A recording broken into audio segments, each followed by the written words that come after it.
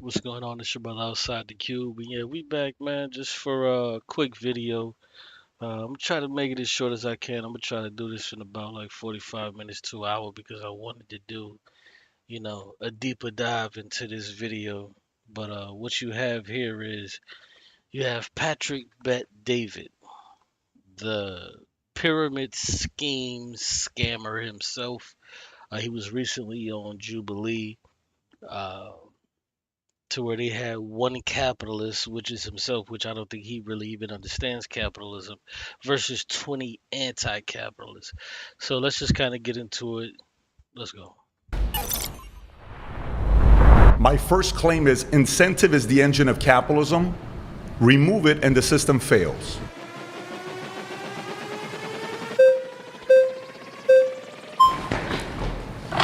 Hey, great to meet you, Patrick. What's your name? So before we even get into this, his first claim is incentive is the engine of capitalism. If you remove that, the system will fail. Well, firstly, that's wrong because you would say, well, what happens when you have volunteers, people that volunteer their labor, volunteer their time? These people are not doing it for money. So he's saying that there has to be an incentive, but in actuality, there doesn't have to be an incentive for people to do things, do great things, and come up with things. And the ingenuity behind things doesn't have to be uh, people who are getting paid just to do something. What's going on, Chosen Knowledge? Peace to you. Thanks for coming through. But let's get into it. My name's Mason. Mason, good to meet you. Yeah. I'm value-tained. I'm a big fan of the channel. Are you so, really? Yeah, I do watch it quite regularly. Very cool. I do not agree with your claim. I don't think that incentives are only born out of capitalism. Okay. Most capitalist defenders say that incentive is because of scarcity, and people's ability to get what is necessary pushes them to work harder. I disagree with that. I'd say that some of our hardest workers are single moms working 3 to 4 jobs, and the resources that they're able to acquire compared to those that utilize their workers in order to build profit for their own companies is not equivocal. So how would you do it? How would you change it? Yeah, so I think that humans inherently want to be meaningful. They want to contribute to their communities. They want to contribute to society. When you look at depression rates, oftentimes it's people who aren't able to do anything besides laying in their bed and basically barely taking care of themselves. So I think that it's just a human intrinsic value to want to. Well, see, he's really not answering the question because his question was very simple. Well, how would you do it? Well, see, the thing is that you have to understand firstly is we live in a system to where you, me, us, the proletariat, what we do is we sell our labor for money. We sell our labor for money so we can pay our rent, so we can get money to buy food, to have health care, things of that nature. We sell our labor for those things. So when you have a capitalist, they don't sell their labor. What they do is they actually exploit your labor so they can continue to live the life that they live. This is why you have Donald Trump passing the so-called big beautiful bill to where these things actually harm poor and it harms the middle class, it harms the working poor, and it actually harms the homeless. Everybody. So this is what us as proletariats we do. We have to sell our labor. Capitalists, they don't sell their labor. Once you get to the position to where you are a capitalist, you no longer have to work. And what they try to make it seem like is that just because, you may be in this particular situation or that particular situation, then you don't work as hard. And it takes hard work to get to the position that they are. Hey, Peace, what's going on, Texas? You laying down? All right, that's what's up. Ain't nothing wrong with listening to the smooth sounds of your brother Qube. That's what's up. Bring value to their community or grander society. Okay, so I don't think that it has to be through scarcity alone that scares people into working, if that makes sense. I worked for scarcity. I think there's levels to it. You have the survival folks who work for survival to pay their bills. Some work for status, some work for freedom, and some work for legacy. The folks that work 3 or 4. Okay, so he just kind of just killed his own point because if he's saying that there's people that work for status, work for legacy, then that's not capitalism. If you're working for legacy, if you're just working just so you can have a legacy, if you, that kills his whole injunction that he has. Like that totally destroys it. Because what he's saying is incentive. Well, legacy is not an incentive to make the system of capitalism move forward. Legacy is not an incentive. Excuse me. Legacy is not capitalism. Legacy is something that you do because you want people to remember you. That has nothing to do with capitalism. You can have a legacy of slavery. You can have a legacy of bigotry. You can have a legacy of hate. You can have a legacy of many things. So just because people who work for legacy doesn't directly go to, oh, it's an incentive and that's the engine for capitalism. So he's actually killing his whole point. And me, by actually listening to this debate, I'm gonna be honest with you, I do not think, me personally, this is my personal opinion, I don't think Patrick Bet-David actually understands capitalism. I think he's a person that came to this country I almost said company, came to this country, got rich, and he's just, using his sales to coast as far as he can coast. 5 jobs, to pay their bills and do what they're doing. If the incentive wasn't there, they wouldn't work 3 to 5 jobs. Some of the guys that build a bigger business that solve a lot of problems. Okay, but the incentive that you're talking about, you just mentioned that there's people that work for a legacy. So he's stuck on that the legacy has to be getting paid. But he just said that there's people that want a legacy. A legacy is not something that's always associated with money. It's not associated with that. The day that I have a granddaughter, scratch that. The day that, when you're coming of age and you're in your 20s or whatever, and you have a son or a daughter, you want your legacy. And that has nothing to do with money. You want your legacy. You want to be remembered as a good person. And that has nothing to do with money. Now, what you may try to do from time to time is you may try to attain a particular financial status so you can do for your son or daughter.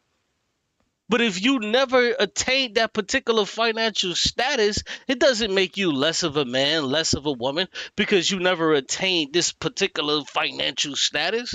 So no, the incentive, that's not real, especially when it comes to legacy. Peace to my sister Shirley Larry says, "Hey Qube, what end hashtag 039 S up?" What's up, sis? Incentive there is either I die or I work. That's not really a system that rewards merit. That's a system that pushes people into insecure positions. Not necessarily. In many cases, we put ourselves in situations as well.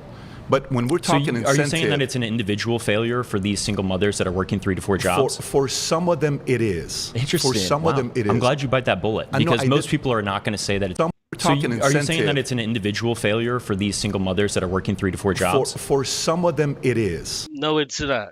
It's not an individual failure, because if you spend all your life, perfect example, the one dude who he's like 91 or 97 years old, he spent 60 years of his life working at what is it, Walt Disney World as a fucking janitor. He spent 60 years working as a damn janitor. That had nothing to do with money. He didn't wake up every single day because he was trying to amass this huge amount of money. He kept going to the job because he enjoyed what he did. But what capitalism does, it strips, it takes that away from you, because now you can't go do what you want to do. Even if the thing that you do enriches and makes other people's lives better. Capitalism strips that away, because what does capitalism say? Capitalism say that you have to make the most money that you can make. You have to extort the little person. So no, none of this is pertinent to the actual point. And like I said, I don't think that PBD actually understands capitalism. I really don't think he understands that. Interesting. For some of them, it I'm is. glad you bite that bullet, because most people are not going to say that it's a moral failure of people that are born into poverty that continue to live out cyclical poverty. For somebody like me, I came from the single mother system. My mother was a single mother. You know, we had, you know, my parents got a divorce. He's lying. Divorced twice. They married each other. They divorced. They remarried each other. Divorced again. Look how he's trying to frame this. Listen to how he's trying to frame this. This is so disgusting when people do this. And hit the like button, y'all. This is so disgusting when people do this. Listen to how he tried to frame this. For somebody like me, I came from the single mother system. My mother was a single mother. You know, we had, you know, my parents got a divorce twice. They married each other. They divorced. They remarried each other. Divorced again. I came up. We didn't have a lot of choices. I joined the army. This is garbage. This is BS. So you mean to tell me you had your father in your life, your mother and your father divorced, and then your father separated, your mother separated, and then they got married again, and then they divorced again? You know what that tells a person? That tells a person that you were never with your father. So when we talk about single mothers, we talk about people like me. People like me. I'm one of those people who, if my father, I've never seen my father a day in my life. If that dude was to walk past me on the street right now, I wouldn't know what the fuck he looks like. I am a part of the single mother category, not you.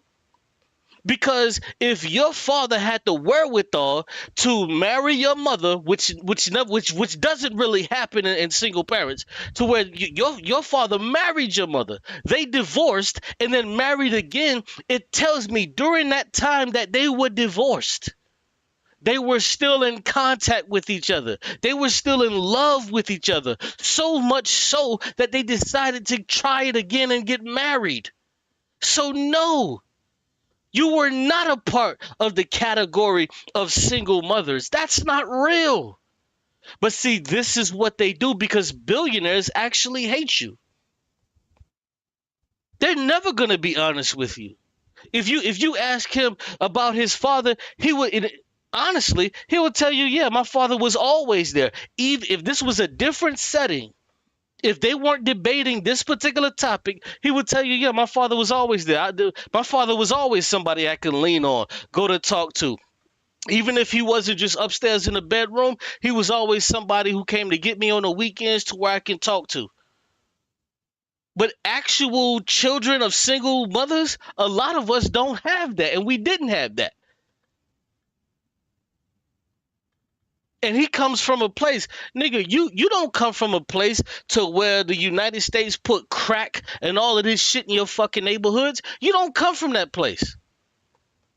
But what he's trying to do is he's trying to nullify what the dude is talking about by trying to say, well, I'm also a part of this distressed group. No, you're not a part of that group. You're not a part of that group. I got at that system, kind of wanted to see what I was going to do for myself. Do I stay in the army? Do I get out? See, this is how you know he's full of shit. Do you hear what he just said? I got out of that system. How do you get out of a system that's controlled by your mother and your father? How do you get out of that system? You don't get to get out of that system to where your mother's a single father. You don't get out of that system. That's a system that's placed upon you that there's nothing you can do. You can't make your mother date your father. You can't make your father marry your mother. What are you talking about? And this is how we know that these people are liars. Listen again. Divorced, they remarried each other, divorced again.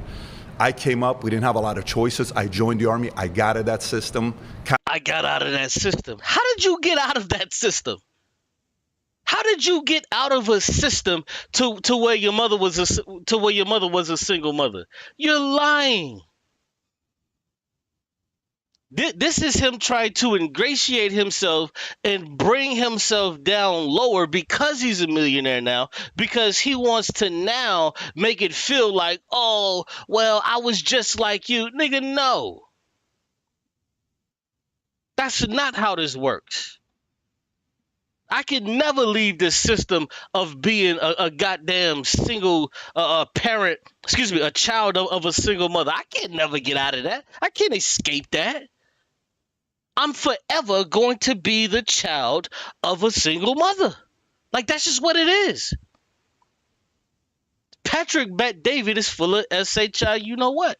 Kind of wanted to see what I was going to do for myself. Do I stay in the Army? Do I get out of the Army? I started working in sales. And then the incentive of working harder, eventually I build a good life for myself. Again, you're totally dismissing the hard work that a lot of these people are putting into for just basic survival. I'd say that mechanics and plumbers and most people working blue collar jobs that are probably watching this video are working tirelessly day after day. I don't but yet disagree. They still feel insecure positions to where they don't even know if they're going to be able to afford rent in the next 6 months. So let me ask you, if most Americans have a $400 to $500 emergency, they can't even afford that with the basic savings that they have. So this is not something that we should celebrate as promises of a system that gives you more if you work harder. We should say that this is something that rewards few, and I'm glad that you're an outlier that's been able to build a lot of success for yourself. I know that you're a multimillionaire. That's fantastic that you have those resources. Yeah, that's fantastic for you. That's fantastic for you. The thing is that let me cannot ask you this happen question, for everybody in society. It's possible for each individual to do it, but not everybody can be a millionaire. So that's for guaranteed. You, I don't think not everybody can be a billionaire or a millionaire, but I do think people can find ways to use their time to effectively increase their market value. And I don't think garbage. That's not real. That's not real. And he's using terms like increase your market value.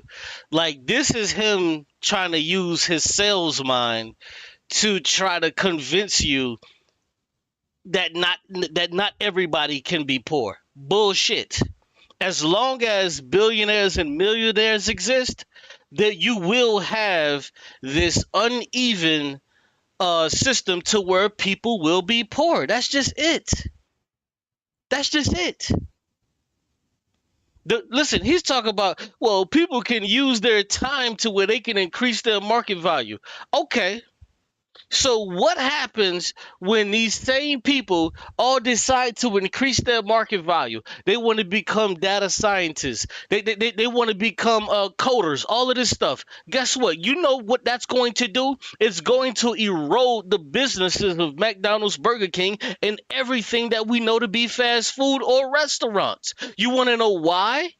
It's because people are going to say, why the hell would I go work for Texas Roadhouse? Why the hell would I go work for McDonald's? Why the hell would I go work for Burger King when I'm only getting paid $10, $11 an hour when I can go be a data scientist? Guess what that's going to do? It's going to flood the market for all of these businesses and all of these jobs. It's going to flood the market to where there would be nobody able, to where you're then going to have to then subsequently force these people back to what? Work these fucking menial jobs. They're gonna have to do it.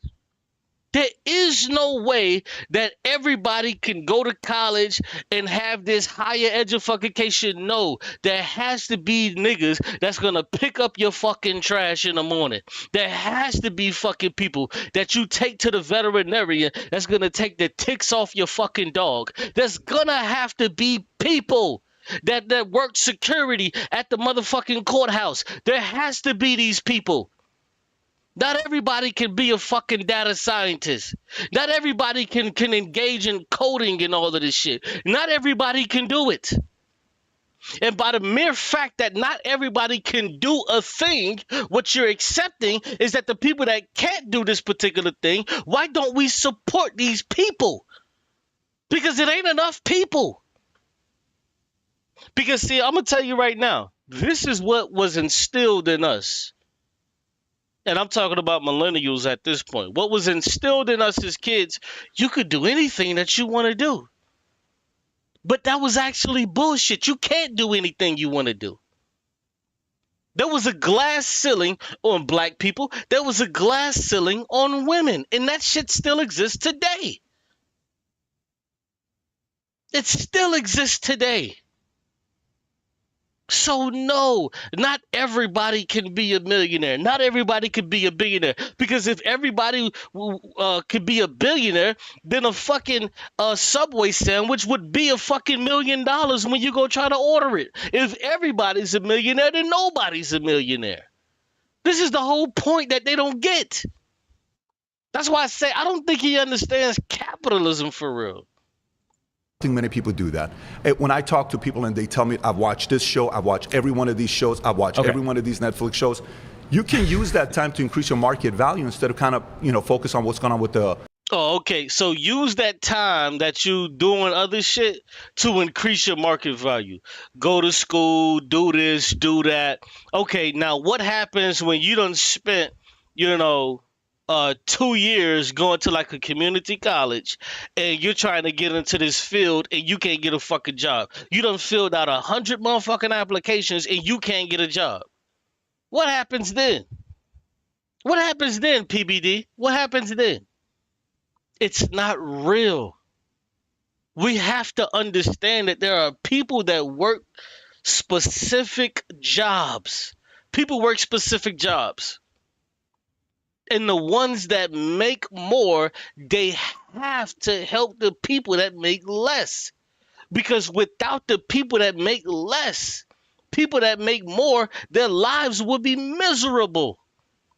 Go ahead. Move into the fucking mountains. Move into your gated community. But watch what happens when nobody comes and pick up your fucking trash. Cool. Move. You make $200,000-$300,000 a year. Cool. Fantastic. Wondrous. But watch what happens when no one comes to pick up your fucking trash. Watch what happens when no one wants to be a fucking school teacher that's getting paid $30,000-$40,000 a year. Watch what happens with that. Doesn't make sense.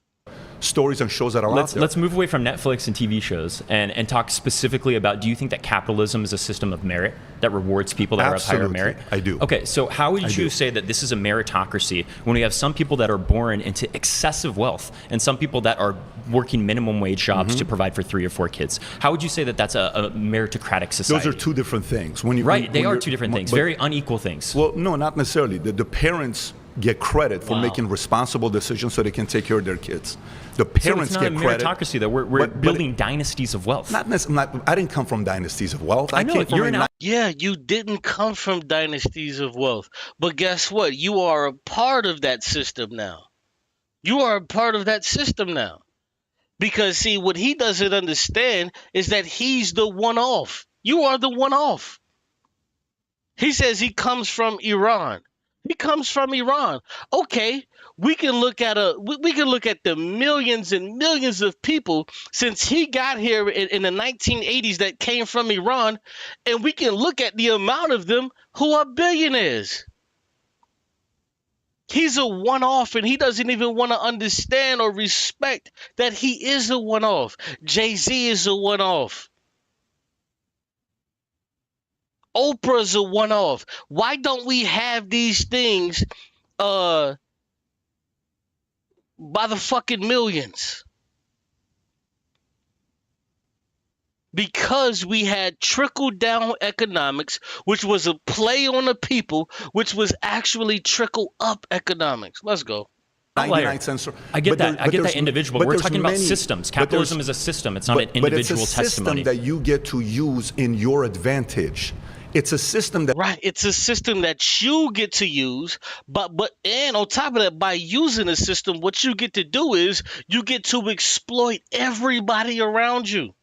You get to exploit everybody around you. That's produced the best results than any other economical system. There's not an economical system that's produced better results than this. I think that's a lie, because we can look at China right now from the 1980s up until now. China has lifted 800 million people out of poverty. I want y'all to think about that statement. I want y'all to sit back just momentarily and think about that statement. China, their poor people were looked at as peasants, were called peasants. They lifted out of a country of 1.3 billion people. They lifted 800 million people out of poverty. Out of poverty, they lifted these people out. And how did they do this? Because they focused on social programs. They put these people to work. Come on, man. Based on the incentive. History is a march of progress, right? So there are going to be advancements that we make, or there's going to be solutions that we make to previous ailments. I'm not saying that capitalism hasn't brought in better things than systems like feudalism or monarchy, but that does not mean that we're at the end of history. Do you think that capitalism is the final solution, and this is what we're going to last I think capitalism is the best future? economical system because it gives an incentive for you to decide how. Now, you notice he didn't answer that question. He said, do you think capitalism is the final solution? He said, well, I think capitalism is the best. What is this the final system? Are we never going to see an evolution? How big of a life you want to build. And by the way, the best way to judge it, let me just say this to you. The best way to judge it is in a very simple way. Take all the countries around the world. There's many different economical systems. What has the longest line of people wanting to get in there? It's America. Why is that? Bullshit. Bullshit. What has the longest line? That's BS. America has the longest line of people that want to come to America. You want to know why people want to come to America? It's mainly people want to come to America. It's because America has destroyed their homeland. They've raped, they've robbed, they've taken from these places. And then on top of that, you have this bullshit about American exceptionalism that they've pushed and promoted all over the world, that America is the greatest place ever to live. So they say, okay, well, if that's the case, then let's go there. But when these people come here, from the Jamaicans to the Haitians, from the El Salvadorians to the Mexicans, you know all of these people. All of these people, they're second fucking class citizens. They're reduced to working Uber or driving fucking taxis before Uber existed. This is their life. That was their fucking life. How is this the greatest country on the face of the earth? But when we look at the happiness index, we see places like Finland. We see places like Greenland. Like, how is this the greatest country? This country is ripe for a goddamn revolution. But MAGA set this shit back 20 goddamn years. America is not. He want to talk about, oh man, what about all the people want to come to America? Yeah. If you open up a new spot, there's going to be a whole bunch of motherfuckers that want to come check out the spot. They want to come check out the spot. You can tell them, man, that food is trash. You know what? These motherfuckers still going to come. They still going to come. Here, watch this. I want to show y'all this. And it's almost pathetic. Here, watch this. Let me show you how fucking pathetic the goddamn white man is in America. The white man is a disgusting fucking beast. So much so in America that we have shit like this. Hold on, let me see if I can find it. Damn, I don't think I saved it. Yeah, I don't think I saved it. Motherfucker. Oh, here it is right here. Here it is right here. Look at this shit. I want y'all to see this. It's so fucking disgusting. This is your fucking America. This is America, nigga.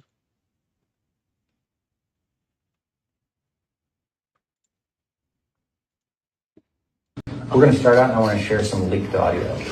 And, you know, this is audio of Trump saying some things, and we need your candid thoughts on what to do, right? This is not out at this point, but we need to have a plan in place on how to react and respond to this stuff if it ends up in the media. So basically what they did is they took these fucking maggots, they took these MAGA supporters, and they gave them fake audio of some shit that Donald Trump was saying, and watch how they responded to it. This is why this country needs to be humbled. This country will fail. It should fail. And if you got any motherfucking sense, you would get the fuck out of this bitch. So when niggas start killing every bitch and they mammy, you could be out of the way. You could be out the fucking way. Check it out.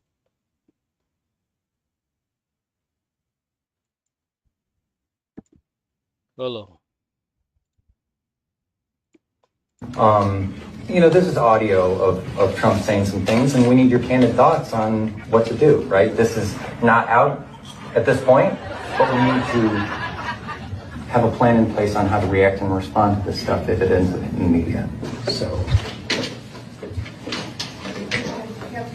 look, I need cameras in the dressing room. Cameras on the wall, cameras on the floor, aimed up at their whatevers. I want the best cameras, set up by the best Chinamen. Understand? Yeah, well, that could be a violation. It's to make sure that they're safe. Safe? I mean, look, I can't be there all day. I'll just start grabbing them. Believe me, for them, not me. I'm a man. They're beautiful women. It's totally natural. Sometimes I'll walk in naked. So then we're all naked. If they file a complaint against me, I can file it right back at them. The Jew lawyer taught me that one.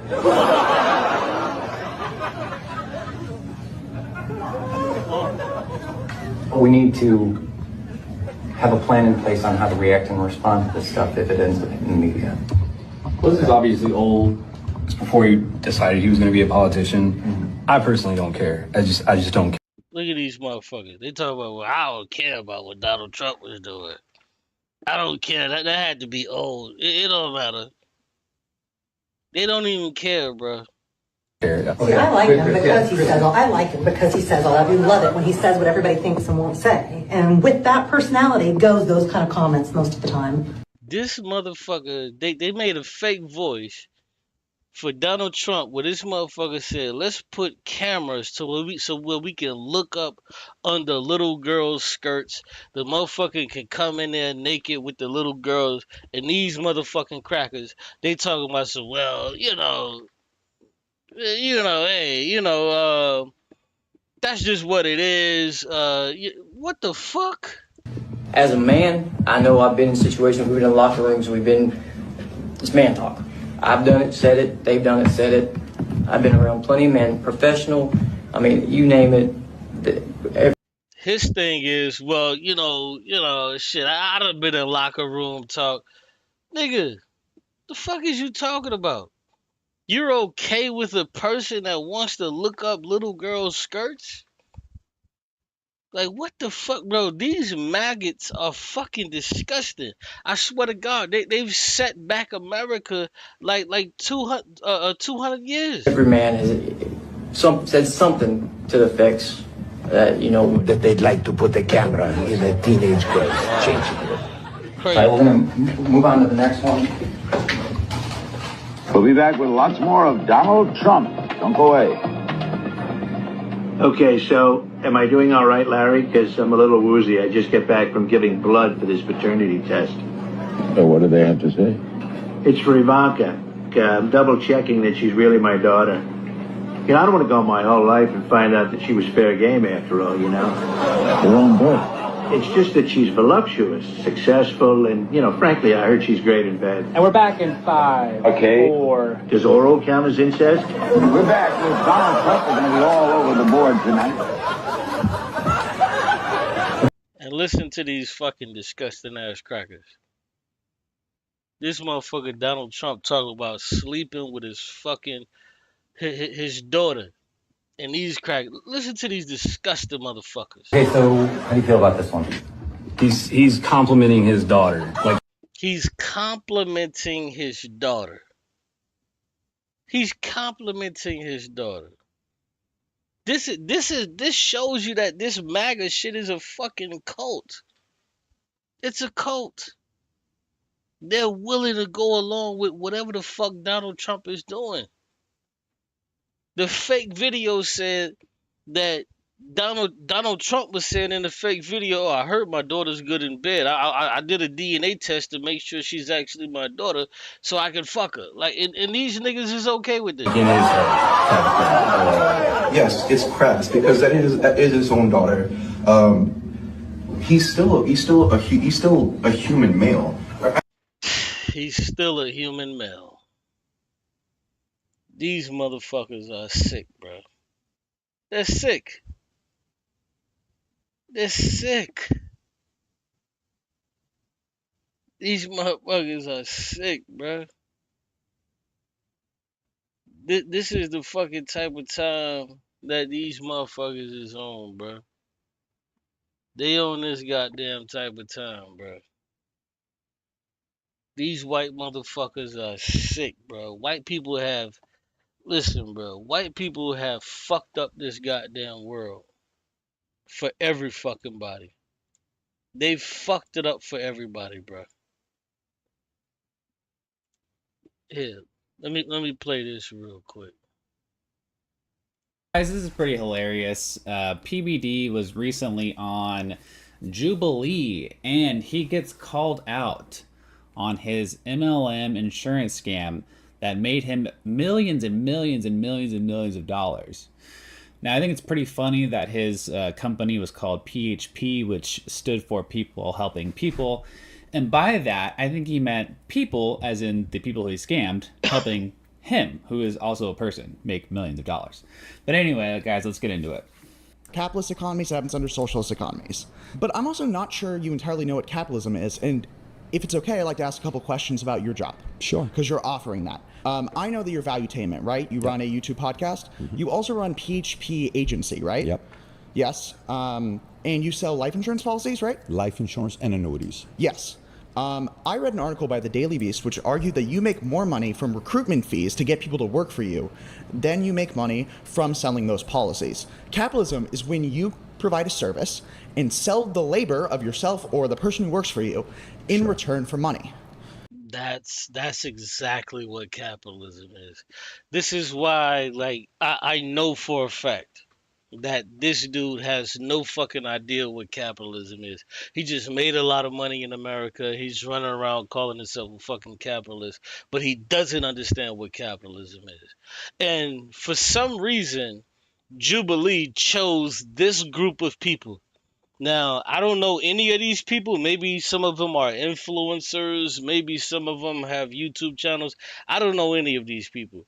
But some of, like, the more powerful communists or actual socialists that I fucking know on YouTube, I'm trying to figure out why the fuck these niggas ain't in this circle. Why these niggas ain't in this circle? Because it sounds like, from what I'm looking at, no disrespect, because they kind of, you know, they kind of pushing them, but a lot of these motherfuckers is milquetoast.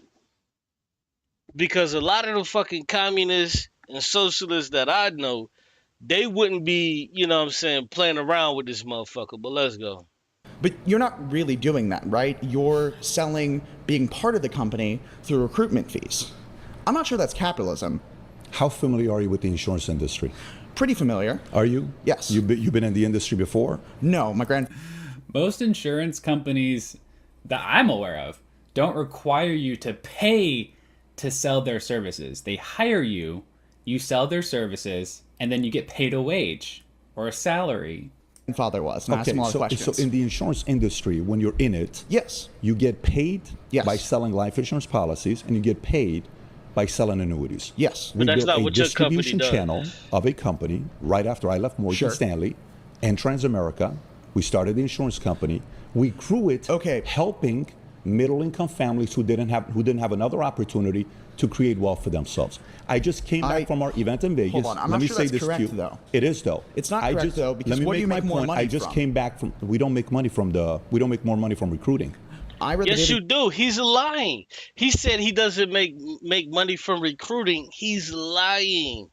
This is his whole business model. He has a pyramid scheme. Beast article that did that. I also watched CoffeeZilla's debate with you, where he pulled up receipts that the majority of the employees of your company don't make any money. Here's a question for you. Here's a question for you. All right, let's see what CoffeeZilla has to say about this. Really good income, it seems like. Because 0.75% make $148,000. That's a great living. Okay, so when you break down Patrick Bet-David's company, this is what you see. 0.13% make $856,000. Oh, hold on, let me move it. I want y'all to see this. Hold on. So this is Patrick Bet David's company, right? This is his company. So in this company, 0.13% of people that are in his company make $850,000. 0.14% make $350,000. 0.75% make $150,000. 1% makes $67,000. Let's watch this. You're going to do very well with that. Well, now we drop into the middle class, right? 1% of the people do that. It's still great. Still good compensation. Here's where it really falls off.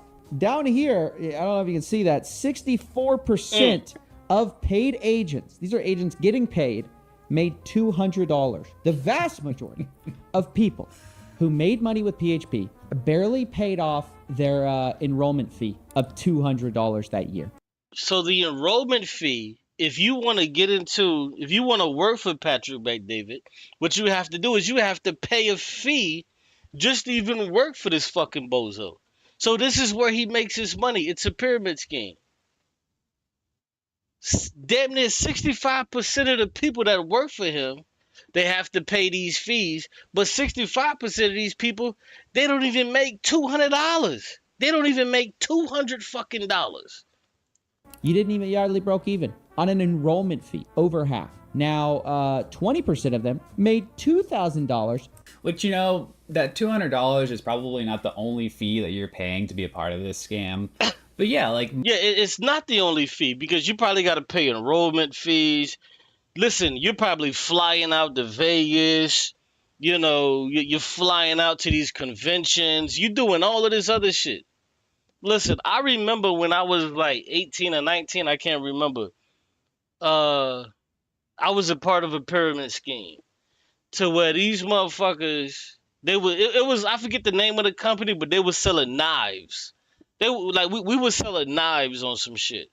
So in order to even get into the company, you had to pay like $150 just so you can, you know, get your badge to where you were an official knife seller. I forget the name of the company. I'm sorry, y'all. That was 20 years ago. But you had to pay like $20 just to even get into the shit, right? And then when you get into it, you know what happened? Boom. You had to start actually buying the merch. Because they would tell you, you know what they would tell you? They would say, man, look, you're better off buying the merch, because how can you sell something that you don't even use? So now you got niggas living out of their fucking car with a goddamn trunk full of goddamn knives. This is what they would tell you. They was like, yo, how can you sell something that you don't even use? The product sells itself once you begin to use it. But then when you look at it, you're like, hold on. You buy this shit is fucking $300 to buy these fucking knives. It's the same shit. Most people, 64%, you know, 80% make less than $2,000 a year. A year. All that time that you're wasting working. So you got 64% of people that works for his company that don't even make that makes $205 a year. And then that other 19%, they don't even make $2,300 a year. So when you add that up, you got 85% of people in this fucking company that don't even make $2,000 for the whole fucking year. For the whole year. Working for this company, and you're not making any money. Any money. Now, if you were a salaried employee, and maybe, you know, you get commission for the, you know, annuities and life insurance policies that you sell, that's a legitimate business. Now, I mean, you can argue about whether or not life insurance is really a legitimate business, but you're not, you know, Yeah, life insurance in and of itself is a fucking scam, but he took the scam to another place. So when you look at how is this dude a millionaire, when you say, damn, how is this dude a millionaire? The way and the reason how he's a millionaire, because it's a pyramid scheme. Because listen, if you've ever been in a pyramid scheme before, you know what happens. 30% of everything that you make, because you get commission. You get commission, but 30% of what you make goes to the person above you that recruited you. 30% of what you make goes to the person that recruited you. So guess what? The person that recruited you, 30% goes to them. So if this nigga got 50,000 niggas and they're all out there working, all of this money goes back. There's this small percentage that constantly goes back to Patrick Bet David. Now, if you were just working for a company that sold this shit, they wouldn't pay you anything and it'll just be commission.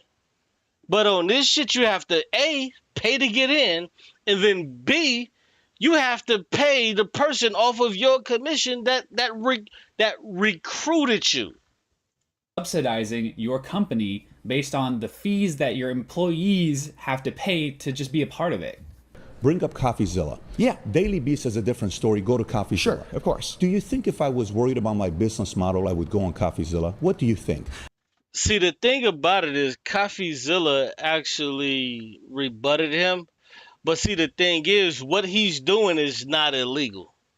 America allows these because they're not necessarily Ponzi schemes. You know, America doesn't allow Ponzi schemes, so you can't say it's a Ponzi scheme, but it is a pyramid scheme. But America allows this. This is how he made his millions. This is how he continues to make his millions. Because he doesn't have to do anything. Because he has people working for him. Listen, if you know anybody that ever sold Mary Kay, if anybody that ever sold Avon, all of this shit, it's the same scheme. Y'all remember as kids when the Avon lady used to come through? This is the same scheme. Remember as kids, the Avon lady would come through? Your mother would look through the blinds. She'd be like, don't answer that door. That's the goddamn Avon lady. Don't answer that door. Don't answer the door. That's the goddamn Avon lady. Hey, sit your ass down. That's the goddamn Avon lady. You don't open that door for her. Because, you know, she was just trying to sell some shit. But see, when the Avon lady came, she wasn't only trying to sell a product. She was also trying to recruit you so you can sell product. So everything that you sold, she would get 30% off of everything that you sold. So if she had 10,000 people underneath her, she was living life and she no longer had to work. Mary Kay, the same shit. This is why, like, Mary Kay, I remember I used to work at this hotel back in the day. Mary Kay used to come like twice a year. They would rent out the whole space. We had like this ballroom at the at this hotel I used to work at. Had this ballroom, right? Most time when people come, like, we would have like Hershey, we would have Nestle, like all of that shit. They would come and, you know, and they would, you know, rent out a small part of the ballroom or half of the ballroom. But when Mary Kay came, they rented out the whole fucking ballroom. And then for the whole week, all you saw is pink. These motherfuckers coming in. You got these white motherfuckers. You got these stupid ass. Everybody, and then they giving out watches. They giving out cars. Yeah, I'll give you a fucking $20,000 car, bitch, because you making me $1 million a year. I'll give you a bullshit $20,000 car. I'll give you a bullshit $2,000 motherfucking watch, because you're making me $1 million a year. But people don't understand it. Do you I think that it's not really was, capitalist. Hang on a second. Do you think if I was worried about my business model? You know, this is the superpower of PBD, okay? He can talk and ramble and, you know, go in circles and you know, tell all these stories that have nothing to do with your question, so that by the end of it, you're just kind of confused. No, these motherfuckers are confused is because they have these thoughts and ideas and they've never witnessed pushback. And that's what's unfortunate. And I think Jubilee did this on purpose. I think they did this on purpose because if they actually got, like a few of the brothers from Midwestern Marks, or they got the nigga from RBN, you know what I'm saying, or they got my nigga Nico. If they got these niggas, bro, like who's actually on this communist shit, man, niggas would have cooked this motherfucker, bro. Niggas would have cooked them. So I think they chose the people that they chose just to kind of make it an even fight. No disrespect to, the brothers and sisters or the people that showed up who they chose. No disrespect to them. But these people were not ready for this conversation. They were not ready for this conversation. Because too many times what I saw is people were acquiescing to fucking PBD. Fuck that, nigga. I ain't acquiescing to none of that shit. Like, PBD was putting niggas on their heels. Well, what about this? What about that? Nigga, fuck all of that. We talking about fucking capitalism, nigga. If we ain't here to talk about capitalism, then what we talking about? That's basically a significant part of the debate he had with CoffeeZilla, was him just rambling on about random bullshit that had nothing to do with, CoffeeZilla's questions. But, PBD can't escape the fact that he runs an MLM. An MLM. Yeah, he runs an MLM, a multi-level marketing scheme. That's what the fuck he runs. Everybody knows it. Everybody knows it. The dude's a fucking scammer. Like, he made his money off of scamming people, and then he wants to tell you, oh, America's the greatest because I was able to be a millionaire here in America, but you're a fucking scammer. You're a bona fide scammer. 15 million people came here illegally. Millions came here illegally just the last 4 years. A lot of that is because of economic scarcity in other countries. Well, one of them, we could talk about one, is American exceptionalism, which is continuing. Good to meet you. Thank you.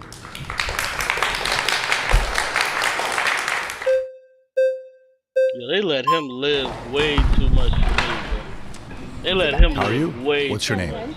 Hi, I'm Alana. It's nice to meet you. Bro, I would have been a fucking demon, bro. They let this nigga live way too much. Okay, so I think... Let me say this, bro. There was only one girl on here I was watching. She really was on some shit like, fuck you, nigga. You a billionaire, nigga. I don't care about you. You know what I'm saying? Like, bro, I don't give a fuck about... Like, that's how most of these people should have talked to this person. They should have been talking down to him like the scum fucking bag he is. But people was trying to be nice and, man, fuck all that. This is a scumbag. This motherfucker wants to kill you. He wants to eradicate you.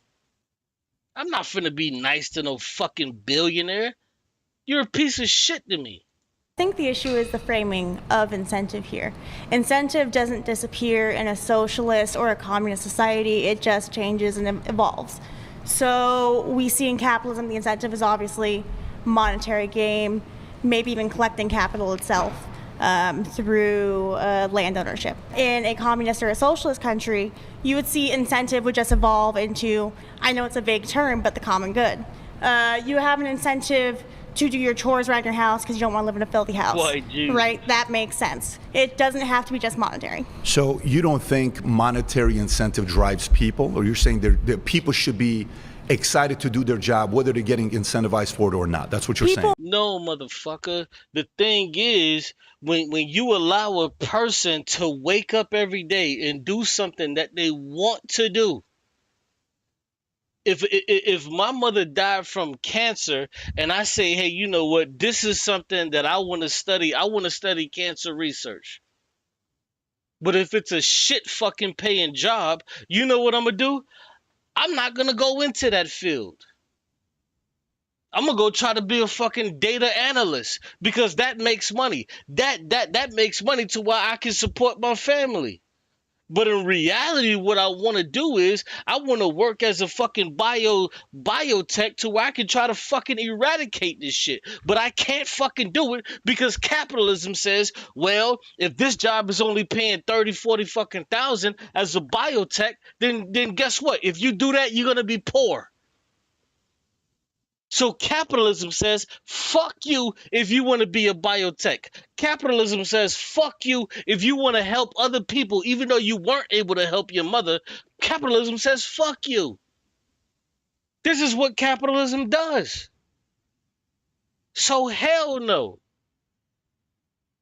It's not about incentive monetarily.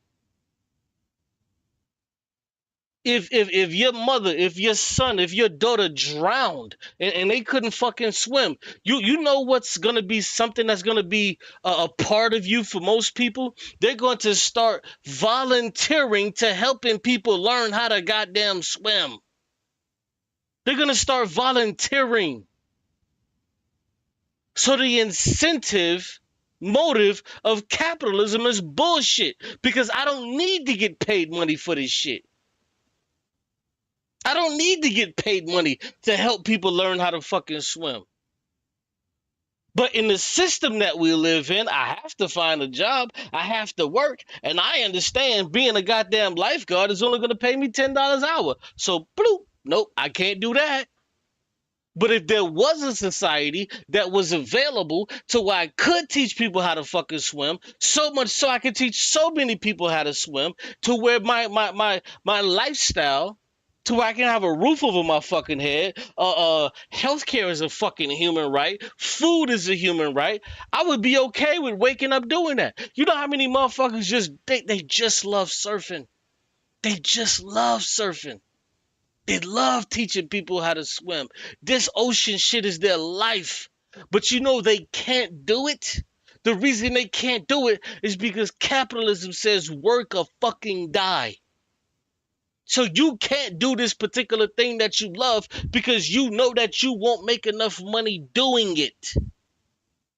So you can't do it. Bloop, get out of here. You can't do it. People will be incentivized to do Give me a case study. Give me a case study of that worked. Give me one case study. We don't even need to look at case studies. We can just look at charity work. Well, why don't we actually look at a case study? We don't have to look at a case study. We can just look at charity work like she just said. Why do you think people, listen, why do you think people, when you go into Walmart and then you have the people jingling the bells for fucking breast cancer, do you think they're just doing that for fun? These people that are jingling the fucking bells, the March of Dimes and all of that shit, do you know why they do that? It's because they lost someone to fucking cancer. So they want to fund that research. They would do it for free, and they do it for free because they're volunteers. A lot of these people go out on Saturdays and Sundays and ring fucking bells. In the wintertime, during Christmas, when they want you to support them and give money just so they can give gifts to other people. A lot of these people, they didn't have these gifts that they got when they was fucking kids. So they want you to support, so they can then take that money to go purchase gifts because they didn't have these fucking things. Case study. The case study is right there in your face.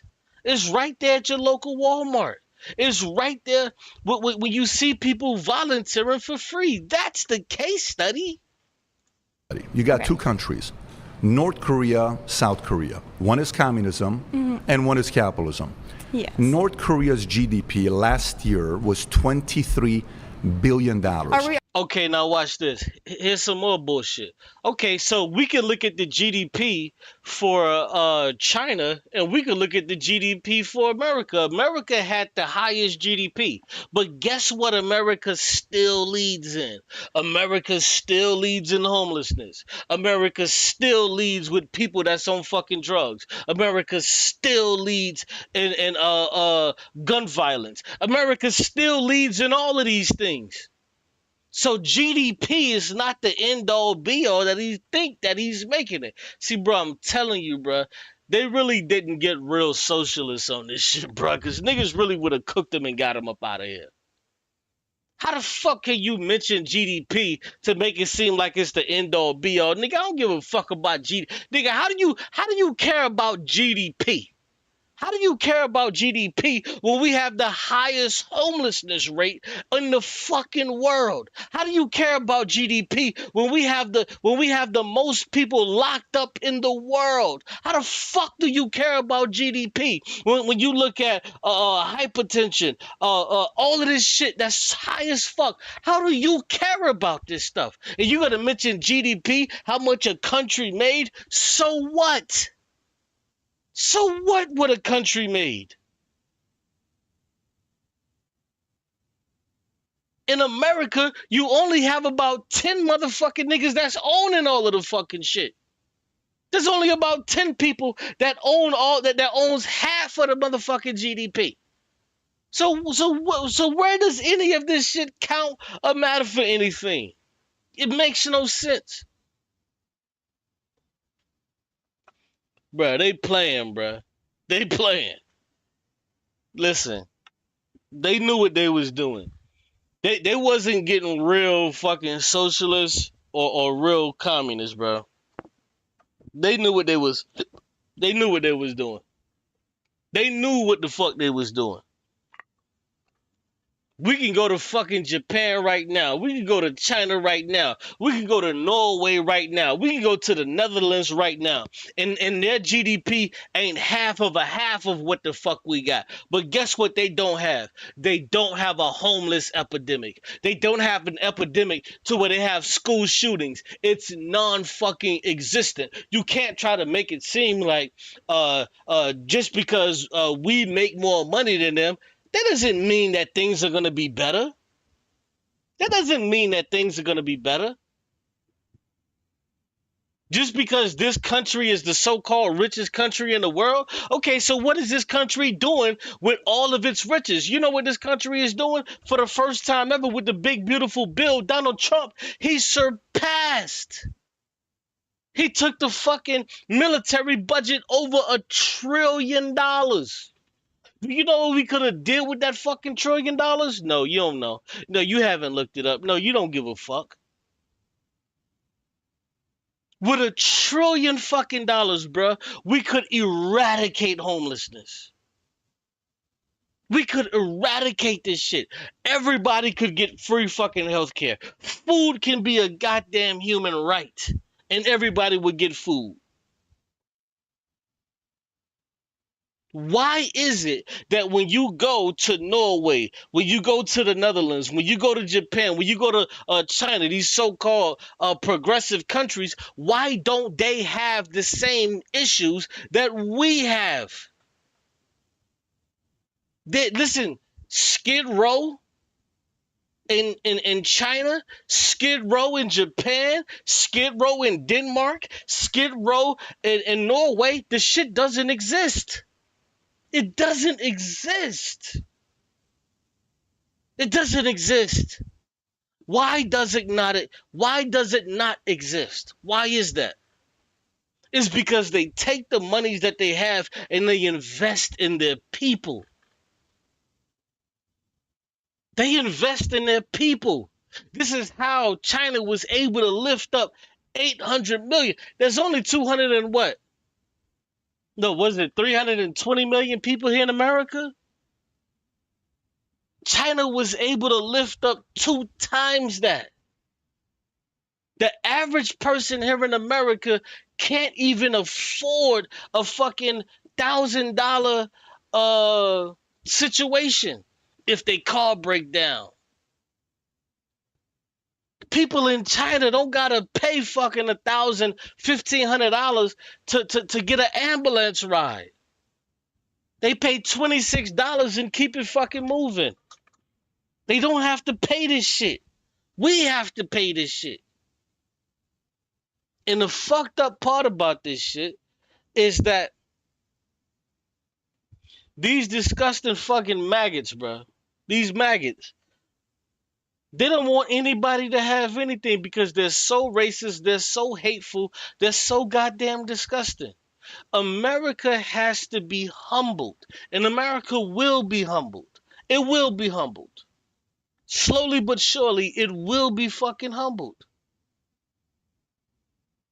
This is a disgusting fucking place that we live in.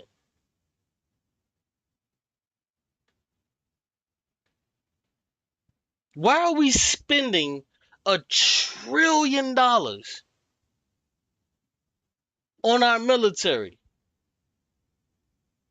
The day that we reduce that spending by just 50%, the day we reduce that spending by 50 goddamn percent, get the fuck out of other people's lands, the day we reduce that by 50%, America would be one of the greatest goddamn places to goddamn live. America would be one of the greatest places to live. America would encapsulate that bullshit that they called the American dream. We can get back to that. Because truth be told, the American dream was only for white folk. That wasn't for you motherfucking peasy head stupid motherfucking niggas. The American dream wasn't for you, nigga. When Americans were at their fucking best, this shit only fucking was attributed to white people. Bitch, you ain't get it. When America was at its fucking best, nigga, my grandmother, your grandmother, was working for these fucking crackers, cleaning their motherfucking house, nigga. That's when America was at its best. You niggas better wake the fuck up and understand what's going on. America's never been great. It's never been a fucking society. And listen, this is a failed experiment. America's a failed experiment. There's never going to be a time that black people, white people, and everybody else are going to fucking get together and create a great society. It's not going to fucking happen. It's a failed experiment. Everybody knows it. Look at all the racist shit that you fucking see on social media. What the fuck made you think that America is going to be this great place to where everybody... No, bruh. This place is going to fall. It's going to fail as the fuck it should be. America is not no fucking great place. I feel bad for niggas that have this idea that America's a great place. And listen, man, this is why I'm getting the fuck out of here. I don't want my progeny here. America's a shithole fucking country. America's a third world fucking country. Healthcare is shit. Come on, man. We sitting here playing like America's a great place. How? When? When the fuck has America been a great place? In the 40s, 50s, and 60s, it was amazing for crackers. It was amazing for them. It wasn't good for anybody else. Think about grandmother fucking Cleet Holmes to 1995, bitch. Like, how the fuck was that a great time for me as a black American? When my grandmother was fucking scrubbing toilets at these fucking crackers' homes. The fuck is you talking about? And a lot of you niggas know what's up. You niggas know it's real. This shit ain't real, bruh. Everything that these motherfucking crackers have touched, they've turned it into shit. It ain't no way that we're gonna be able to establish some fucking camaraderie, and this is gonna be something. No. This is a failed experiment. And the reason why it failed is because we never fucking explicated and extracted the fucking hate that these crackers have for black people. We've never done it. As a country, we've never fucking got the goddamn hate that these crackers have for black people. We've never erased that shit. They've always wanted to be these hateful fucking fleshmongers. We've never lived a life to where these motherfuckers said, hey, you know what? Let's just stop hating black people. Because when it comes to their laws, everything that they fucking pass, listen, these crackers These crackers rather have less than give you a fucking dime.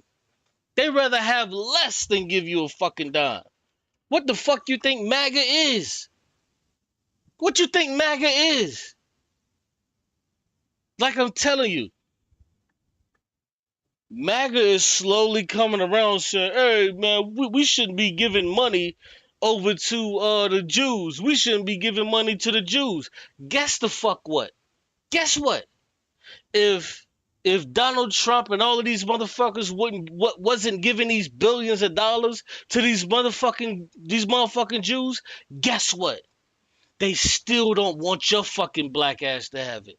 Even if all of this money that they're sending over to fucking Israel, all of this money that they're sending over to Israel to kill these motherfucking kids, all of this money, if they had saved that fucking money, you know what these fucking MAGA crackers would be saying? Y'all shouldn't be giving it to the blacks. Why the fuck is the blacks able to get all of these billions of dollars? That's it. You can sit back and play this shit all the fuck you want to. These crackers don't give a fuck about you. These white motherfuckers is not about to sit back and allow their money to go to the motherfucking Jews, but contrarily and likewise, they don't want you to get the fucking money. Even if they were getting the shit. And you were getting it simultaneously. These motherfuckers rather go without before they allow you to fucking get it.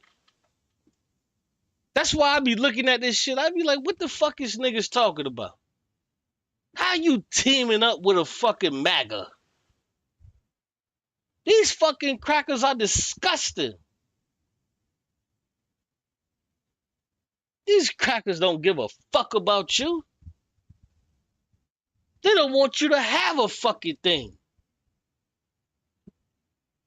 The fuck? Are we judging countries' values based off GDP and not what they value for freedom of speech?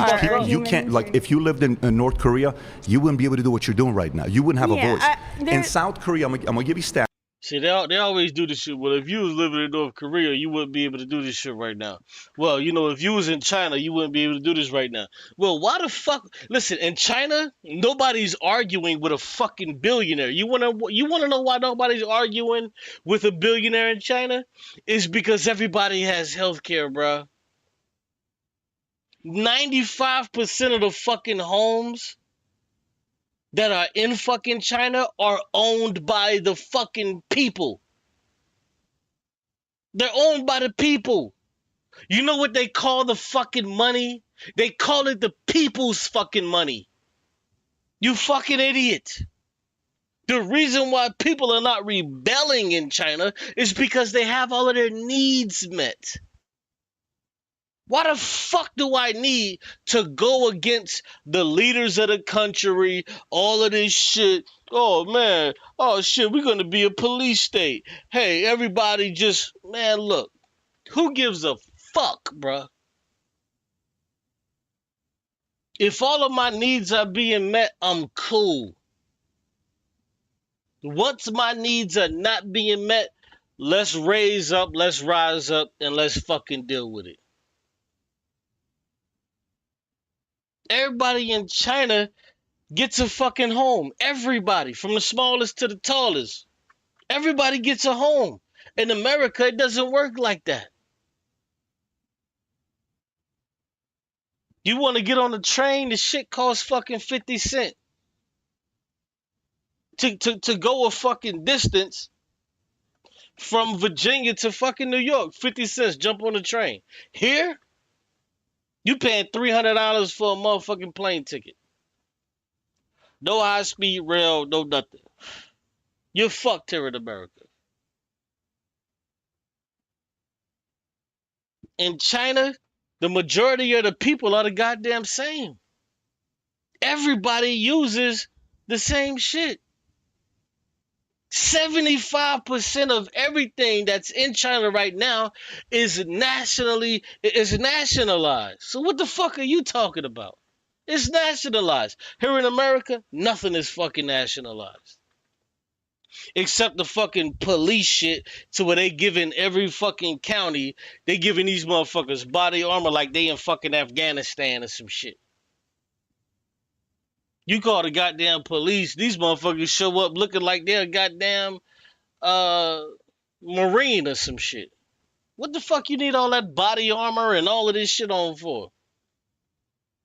You call the goddamn police in China, these motherfuckers don't even walk up with a billy club. You want to know why they don't walk up with all of this fucking shit on? It's because guns are banned.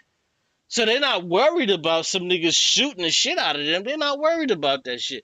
But in America, you got to be worried about somebody that may shoot the shit out of you. In China, these motherfuckers don't gotta worry about somebody shooting them or nothing crazy like that because guns are banned. Now, if niggas do get to shooting, okay, shit, let's call reinforcements. The niggas with the guns. Nigga, they do got guns. But in America, no. These motherfuckers pull up like Candyman. It's 50 of these motherfuckers dressed to the goddamn teeth. Why you dressed like that? Don't you like guns, motherfucker? I thought you liked guns. Now all of a sudden you scared of getting shot. This is what I understand about these American motherfuckers. For some reason, they want to stand on this, everybody should have the right to have guns. But now that niggas got the right to have fucking guns, now we gotta use our tax dollars to arm these motherfuckers to the teeth. How about we just get rid of fucking guns? No, see, we can't do that. The best way to get rid of, the best way to stop mass shooters is to have people have more fucking guns. Oh, okay, cool. The best way to stop people from shooting shit up is for everybody to have a gun. So your second grader, he gotta have a motherfucking gun in his motherfucking boots, all of this shit. No, how about you just get rid of fucking guns? No, but in America, we're too fucking smart. We're too fucking smart. We don't want to do that. In South Korea, their GDP is $1.7 trillion. South Korea is also owned by like 5 companies in total in the entire 70 country. times better you think than that's North something to Korea. look by? If you are employed by the top 5 countries, you are practically unemployed in these countries. Do you like to be free? I'm not going to be free in a country like South Korea where I'm only employed in 5 companies to call or no somebody job. out like me? Do you? See, this is the fake shit. To where they be on some shit like, oh man, do you like to be free? Do you like to be free? Nigga, in America, you're not free. Is this freedom? Hold on, let me play this shit real quick. Bro, I hate this so-called freedom shit, bro. It's the stupidest shit in the world to me. Freedom. Oh, you're free in America. You're free. Bitch, you ain't free. What the fuck made you think that you were free here in America? Knock that shit the fuck off, bitch. You ain't free. Welcome to the land of the free. Land of the free? Do we have free healthcare? No. Free transportation? No. Oh, free education? Absolutely not. Free accommodation? None of this shit is free. Nigga, go to China, go to Malaysia, go to Norway, go to Sweden. All of this basic shit that I'm talking about, it's readily available to you. It's readily available to you. Why is none of this shit readily available and free, if we're going to use these words? Why is it not readily available and free? But in America, you're so free. Welcome to the land of the free. Land of the free? Do we have free healthcare? No. Free transportation? No. Oh, free education? Absolutely not. Free accommodation? No. Free food? No. Free care for the elderly? No. Free shelters for the homeless? Fuck no. Free spaces to hang out? Fuck no. Malls? No, somewhere where shopping isn't the main focus. Oh, absolutely not. Oh, okay. So what's free? Well, you are. You're free to live your life the way you want. Oh. You're free. You're free to be a fucking poor, nothing-ass scumbag. That's what the fuck you're free to do. Where's the freedom in America, bro? You get sick. Do you know that 70% of people that go fucking bankrupt, it's because of fucking the healthcare system? That they have to spend all of their fucking money? These motherfuckers in America be saving up money for 30 and 40 years, but as soon as somebody got sick, they gotta clear that shit. Because they live in America. But these same motherfuckers would be like, well, if I lived in Canada, I wouldn't be able to see a doctor for 6 months. If I lived in Malaysia or China, I wouldn't be able to see a doctor for 2 or 3 months. But guess what? You wouldn't go bankrupt. Even in this fucking society. Even when you pay, nigga, you still gotta wait. And the big beautiful bill still fucked you with no Vaseline and you don't even know it. Oh, okay. I don't like working. He can stop working at the age of 67. 60. At the age of 67, do you know what retirement is in fucking China? It's 55. Retirement is 55 in China. But here, we gotta work until we fucking dead. In China, these motherfuckers get a whole nother motherfucking 12, 15 years, bruh. And they don't have to subsidize their income by being a fucking Walmart greeter. Just imagine, nigga. You 55, you still kind of in your prime. You can stick and move. You can move around. But here in America, nigga, you ain't retiring till your motherfucking 60s, niggas. Knees bad, legs, nigga, everything fucked up, bitch. 67, that's way too old. But you have freedom of speech. Oh. Yeah. Well, I think genocide is wrong. Take him away. Right now, take him away. Come on, hands behind your back. Wait. Next. Yo, this shit is real. There is no freedom in America. Oh, I'm so free because I can make a meme about Donald Trump and I just can't go to jail. But guess what you can do? They will pull your fucking stupid ass off of a fucking plane. Like, this is a joke. And listen, I know for a fact when I get on this plane to go to China, I already fucking know that they finna stop me. Hey man, you been making some videos. Duh, I already know it. That's why I'm not gonna leave on the day that I want to leave. I'm gonna make sure I leave like a week before, cause they're gonna pull me off the plane. They're gonna be on some, yeah, you been making some videos about, nigga, I want to get the fuck out of this place. I hate this fucking place. Nigga, I'm not trying to blow nothing up, nigga. I just want to get the fuck out of this place, because when you crackers start killing each other, nigga, I want to make sure I'm gone. I want to make sure I'm fucking gone to where I don't have to deal with you motherfuckers. You niggas can do your Civil War shit. You crackers can kill each other because bread, nigga, I don't give a fuck. I'm cool. This is the only place America's heading, nigga. This is where it's heading.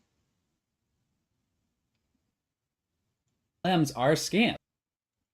That's where it's heading. Do you like to be free where you can have a strong opinion? Do you like to be free to have your dreams? I like to be free, but that's why I'm anti-capitalist. Well, maybe you are That moved is to why North I'm Korea anti-capitalist, because or Cuba or capitalism Venezuela. removes that choice. There is no real incentive of capitalism because the incentive is survival. When you get into communism, the incentive is for the common good. I love that. I got an offer for you before we move on. If I were to give you your $2,350, which is the cost to renunciate your citizenship, and I paid you your first class, flight to whatever communist country, and $20,000 of spending money, communist country. Would you give up your citizenship? Fucking run it, nigga. I would, listen, because see, what he's trying to do is he's trying to play a game. But I would play right back with him. Run it. Run it right the fuck now. Here go my routing number. Nigga, run it. Drop that shit in my shit right now, because you ain't said nothing but a motherfucking word. You ain't said nothing but a word. Nigga, run that shit. If I can send you to a communist country, nigga, run it. Who the fuck you think you talking to? Nigga, run it. I can still make the same content that I'm making and any other fucking, nigga, run it. Nigga, run that. And if you really want to talk, shit, drop about 15 more of them motherfucking bees on that bitch, nigga. Drop about 15 more on that shit and I'm out of there. Fuck you talking about? Oh man, if I was to send you to this place, bitch, you ain't gotta send me nowhere. I would love to fucking go. Nigga, run that. Nigga, drop that motherfucking bread. Don't play with niggas. Don't tempt me with a fucking good time, bitch. Don't tempt me with a good time. Nigga, what the fuck is an American citizenship? Nigga, I get this shit up in a motherfucking second, ho. What the fuck is you talking about? I give this shit up in a second. American citizen. Renounce your American citizenship. Okay. So the fuck what? Nigga, I get this shit up tomorrow, nigga. What the fuck? Oh, let me guess. Oh, if shit go bad, niggas want to run back to fucking America. Nigga, fuck America, nigga. Yeah, what happens when Donald Trump get drunk and fucking press the fucking button, nigga? Peace, nigga. I'm out of there. I don't give a fuck about no goddamn America, nigga. I'm cool, nigga. You niggas can have this stupid shit in America. I'm cool. I'm straight. You niggas can have all of this shit. You niggas can have all of it. I'm cool. I don't give a fuck about this American shit. This is why I say, bro, that they really didn't bring in real fucking socialists, real fucking communists. Nigga, what? You finna fund some shit that I already wanted to do? Are you kidding me? You about to fund some shit that I already wanted to do. Nigga, stop playing. No strings attached? For real? Nigga, stop playing. You better stop fucking playing with me, nigga. Don't threaten me with a good time. Please don't do it. What if I were to send you to the communist country of your choice, nigga? Let's make it fucking happen, Jack. Let's make it happen, Jack. What the fuck we waiting on? Here's my route number. Get this shit motherfucker popping, nigga. Get this shit fucking popping. The fuck you think you talking to?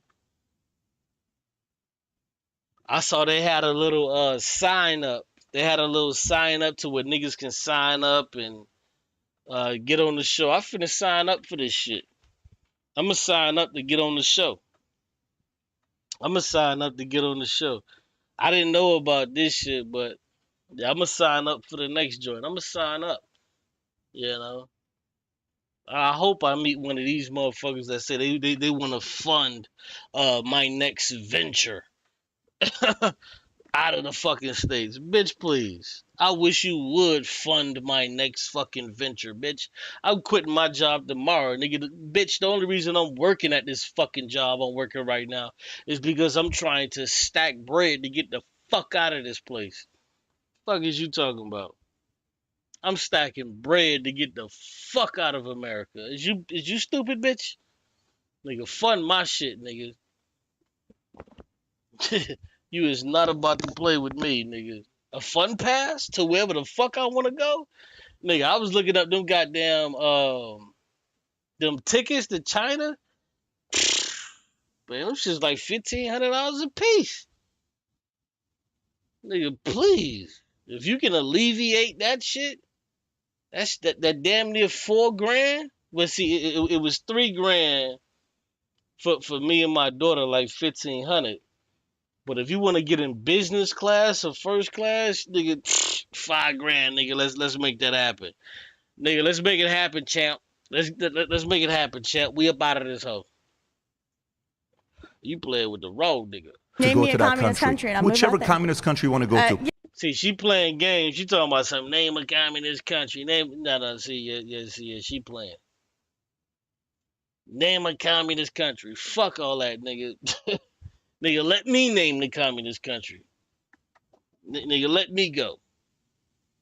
Yeah, Cuba, we can give you Venezuela. We give you North Korea. Any one of those you want to go to. Communist countries. Choose. See, she's playing a game like, oh, those aren't really communist countries. The fuck they ain't, bitch. Nigga, I'm gone. Fuck is you talking about? See, they got these white hoes on here cosplaying as actual fucking communists and socialists who really, nah, fuck that nigga. I'm gone, bitch. I'm gone. Fuck it. Fuck what you talking about. I'm gone, bitch. You playing for real. You got these white motherfuckers on here who are really just liberals, who are cosplaying. Nigga, no. I'm fucking gone, nigga. Please. Please don't do that with me. Any one of them, I'll give you a one-way ticket and I'll fund it for you if you want to. That's it. Thank you. Yes.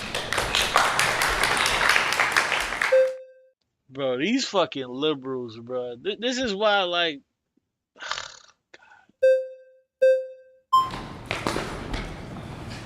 Hi. What's your name? My name's Hunter. I'm going to be good to honest, meet I've you. never seen your videos before. Even though there is some real value to free enterprise, the profit motive often creates a perverse incentive and worse outcomes in certain situations. For example, healthcare. How much would you pay for a life-saving treatment? bro, I don't give a fuck about the liberty to say this or say that. I don't give a fuck about the liberty, bro. Because it's not about liberty. It's not about this make-believe freedom that niggas think they have. Nigga, if I was living in fucking Russia, why the fuck am I talking about the goddamn leader if everything is going cool for a nigga? If I'm living in China, why the fuck am I talking shit about Xi Jinping when everything is going cool for a nigga? But in America, niggas feel like, oh, you get the right to talk shit about Donald Trump or this person, but shit is going fucked up for you. Like what is that? What's the trade-off? Oh, you get to make memes and talk shit about Donald Trump, but you still live in fucking squalor. You still don't have fucking free healthcare. Like your shit is still fucked up. Like nigga, I would trade that shit in a fucking second, nigga. I would trade it in a second.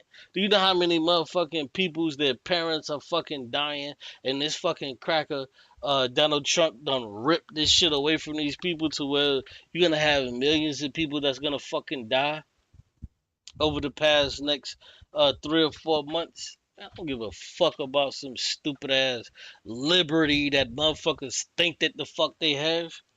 Nigga, your liberty is not finna save your fucking elderly parent. Your liberty is not finna allow your elderly parent to stay in this fucking home she's in, because these motherfuckers is ripping away fucking Medicare and Medicaid from these people. So fuck your liberty, nigga.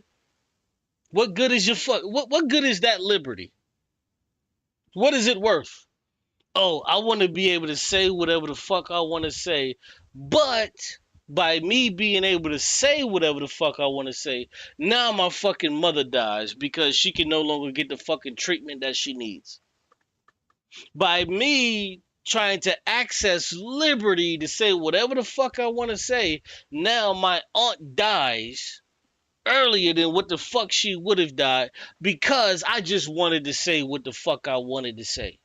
Man, fuck that. Donald Trump is ripping this shit away from these motherfucking people. And niggas is trying to make it seem like it's a good fucking thing just because you have liberty to say some stupid shit. Just because you have liberty to say, oh, Donald Trump is a piece of shit.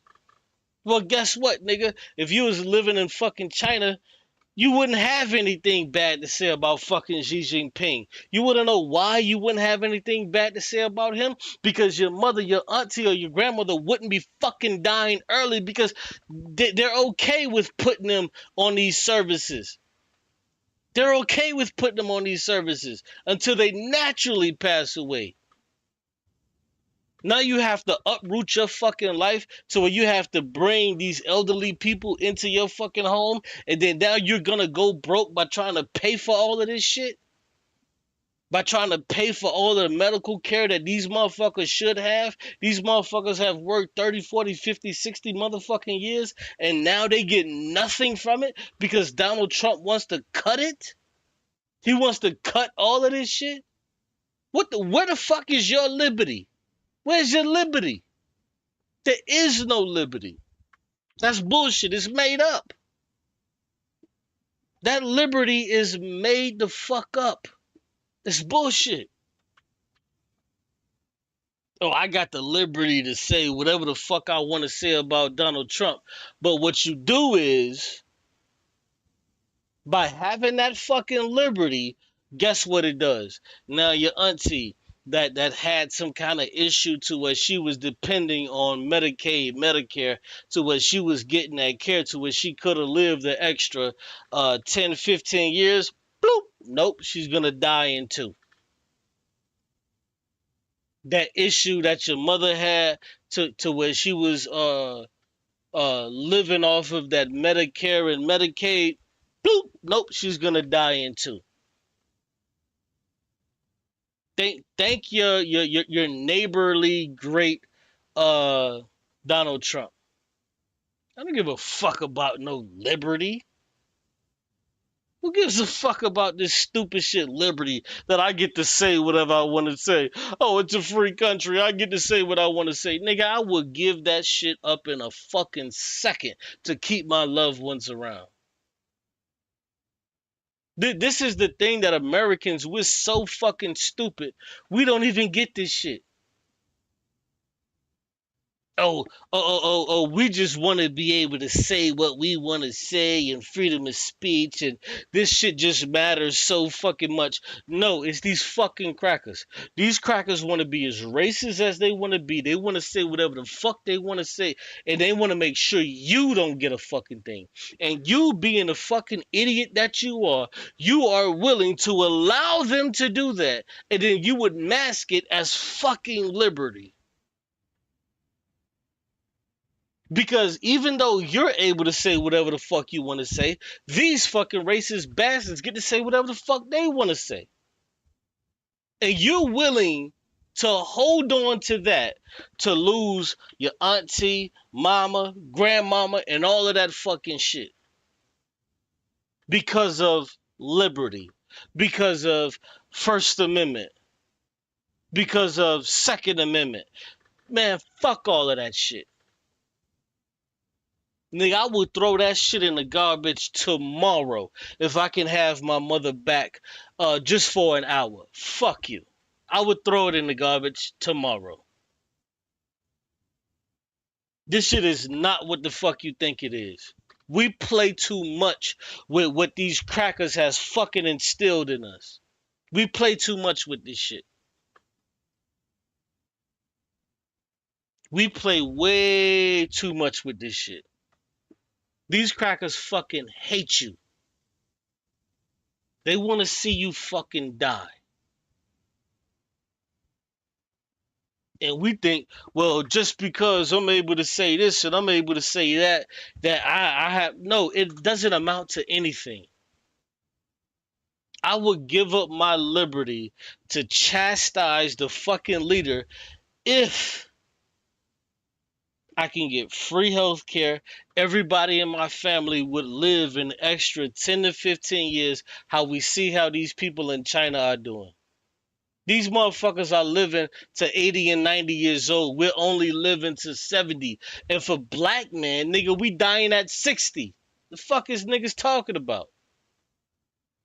Black men are dying in their fucking 60s.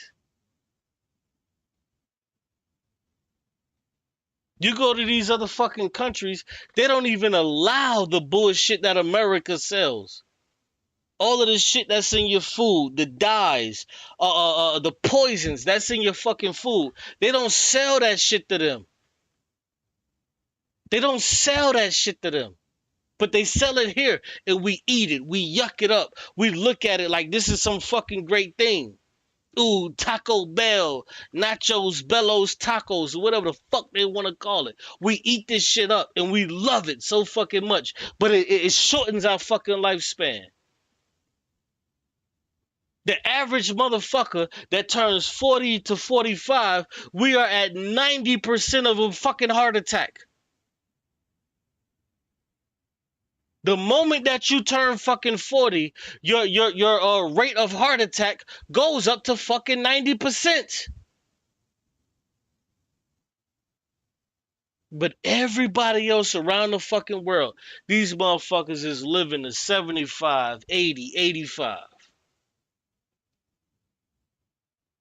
And then you sit back and think, you try to be like, damn, how did you know, my great grandmother and my great grandfather, how the fuck did they smoke cigarettes all their fucking life and they was able to live? Because they weren't eating these fucking foods that had fucking bleached, that when they got their fucking chickens, the shit was bleached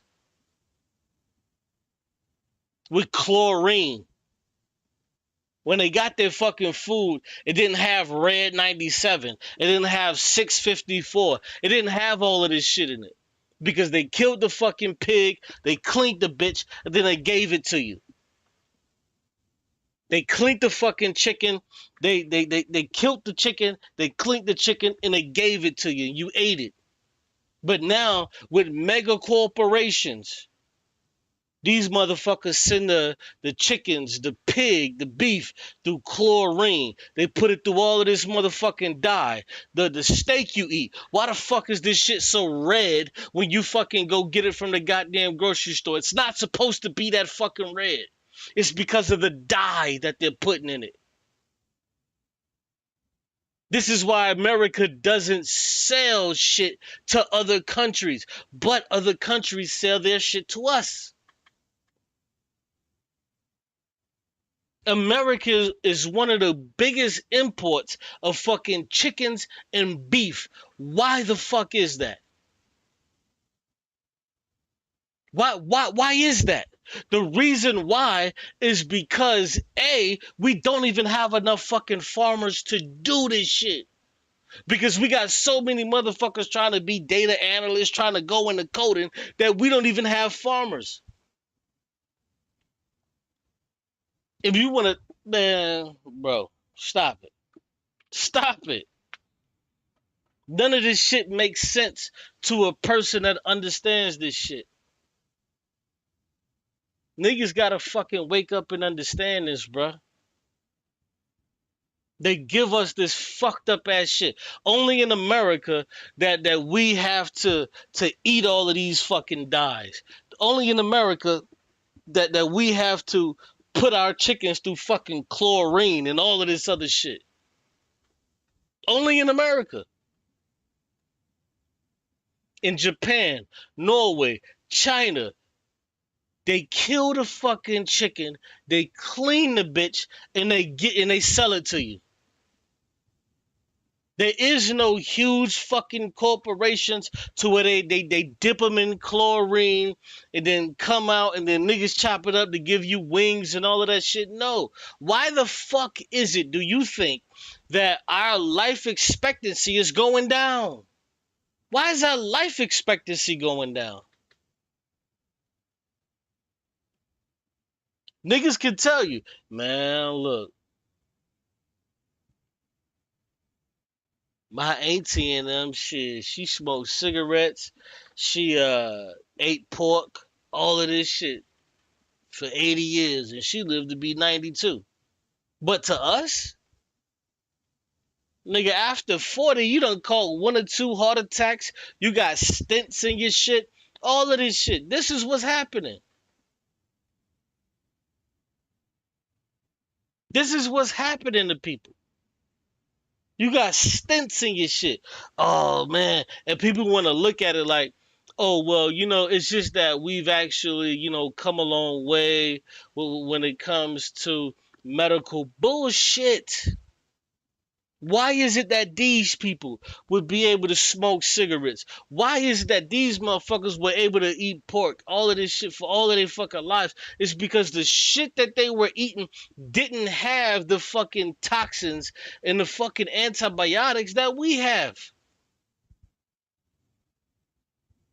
The shit they were eating didn't have it. It didn't have it. We literally have bleach. If you go get a fucking chicken right now, you're literally eating bleach. You're fucking eating bleach. Over time, what does it do? Now, look at the plastics. Plastic wasn't even a thing back in the day. Do you know what they tell you? They tell you, on average, On average, a person that's 45 or over, do you know how much fucking plastic they have in their body? On average, a person that's 40 years or over, they have enough plastic in their fucking brain, not only in their digestive system, but in their fucking brain. They have as much plastic as a fucking credit card. The average person in America, because you know what? What were we sold? We were sold Tupperware. Hey, everybody get Tupperware, so you can save things. We are so plasticized in this fucking society. There's so much fucking plastic in our brains. Why? Because every time that you drink a fucking bottle of water, this shit has fucking plastic in it. It has plastic in it.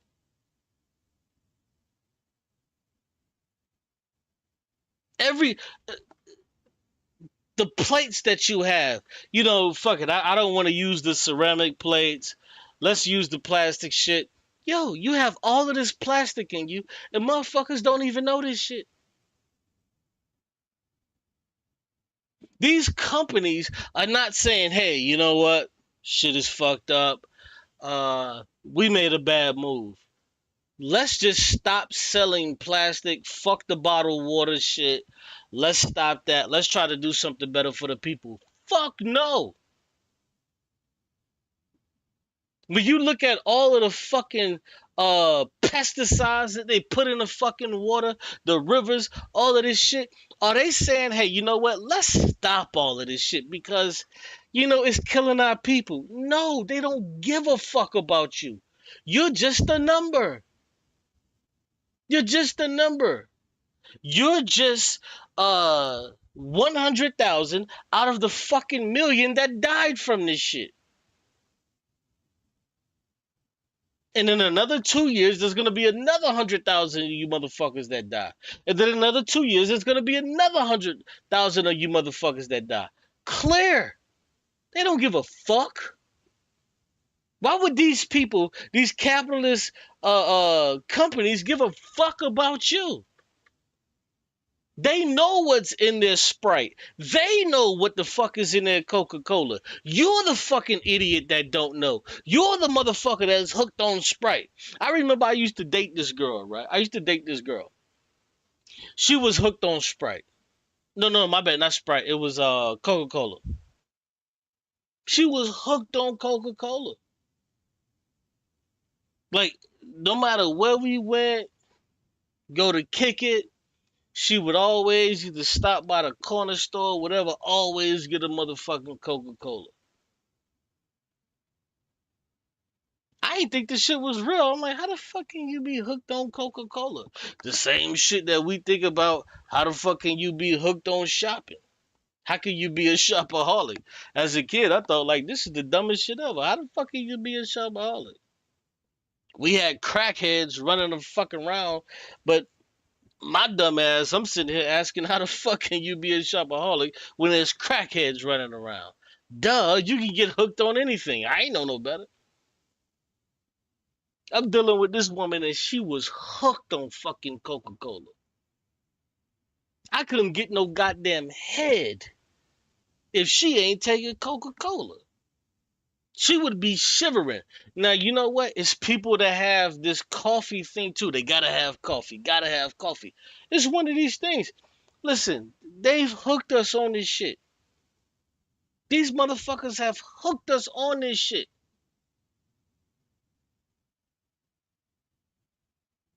And they used to tell you, hey man, this is what you doing.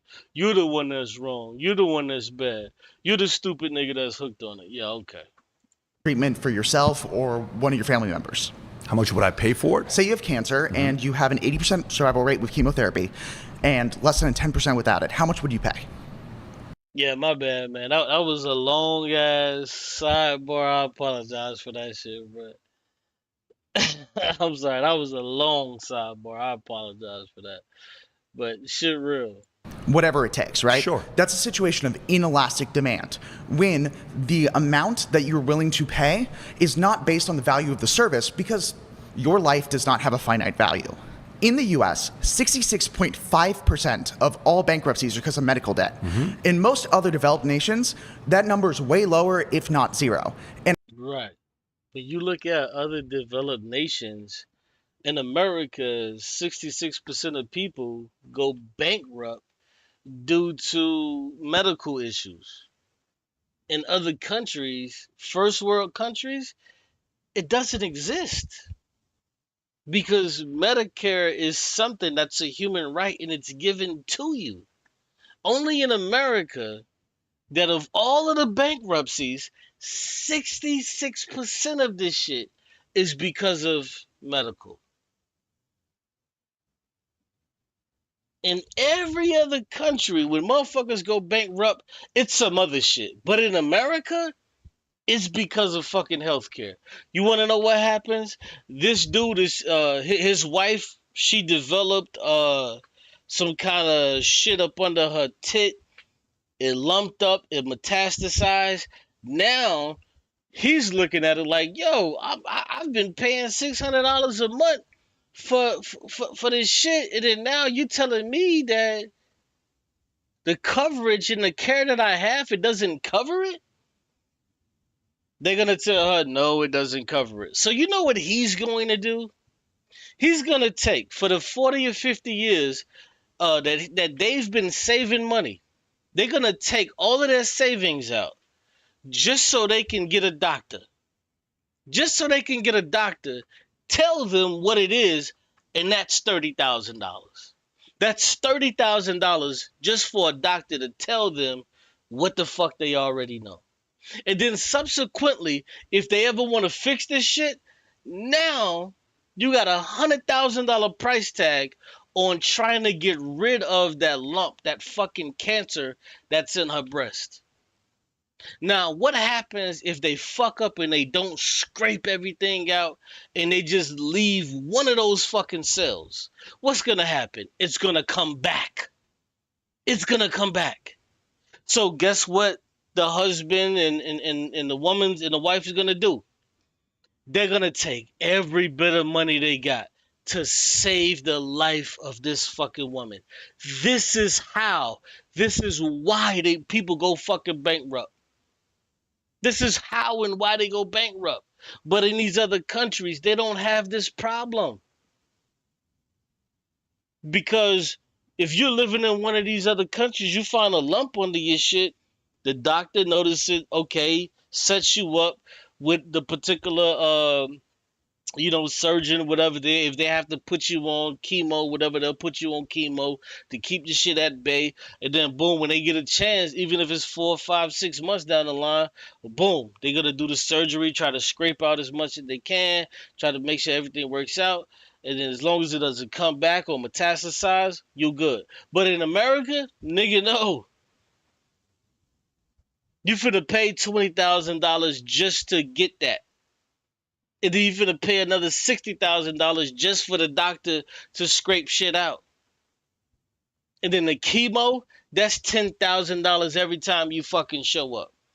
In America, it's $10,000 every time you show up.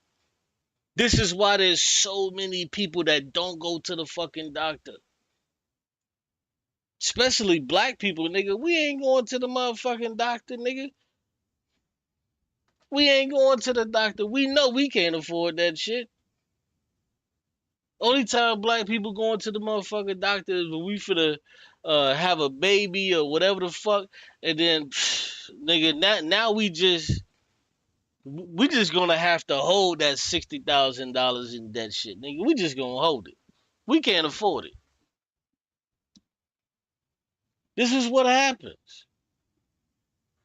But in these other countries, this shit doesn't fucking happen, bro. Think about this. I want to ask you guys a question, and I'm being honest. If you could pay from every paycheck, from every paycheck that you get, if they were taking $10 from every paycheck, you only get paid 2 times a fucking month, nigga. If they were taking $10 from your paycheck versus the fucking $300-400 you gotta pay, on top of when you go to the motherfucking doctor, you gotta pay. Would you be okay with just fucking paying the fucking $20 a month? Would you be okay with doing that? The answer is yes, you would be okay with doing it. But the problem is white motherfuckers are not okay with doing it. Because what they look at it as, I'm not paying for someone else's health care. This is how white motherfuckers look at it. White motherfuckers say, I'm not paying for this person's health care, even though it would benefit them in the long run. They look at it as, I'm not paying for this motherfucker's health care. Sir, would you just be okay with just paying $20 a month? No, because this person is getting shit for free. This person is a welfare queen. You know how they like to look at black people. They're welfare queens. Da da da. These people, these white motherfucking racist crackers in America, they are willing to sabotage themselves just so black people like you and I and themselves don't get shit. Just so that we don't get shit, they're willing to ostracize them fucking selves. This is what these crackers do. So when you ever sit back and listen to a cracker talk about some, oh, we don't need to be sending no money to Israel because they're sending that money to bomb kids. Bro, if we saved all of the money that we was giving Israel, the $6 to $10 billion a fucking year, these crackers would not be okay. They would not be okay with that money being used to help poor white people or black people or other brown people. They would not be okay with it.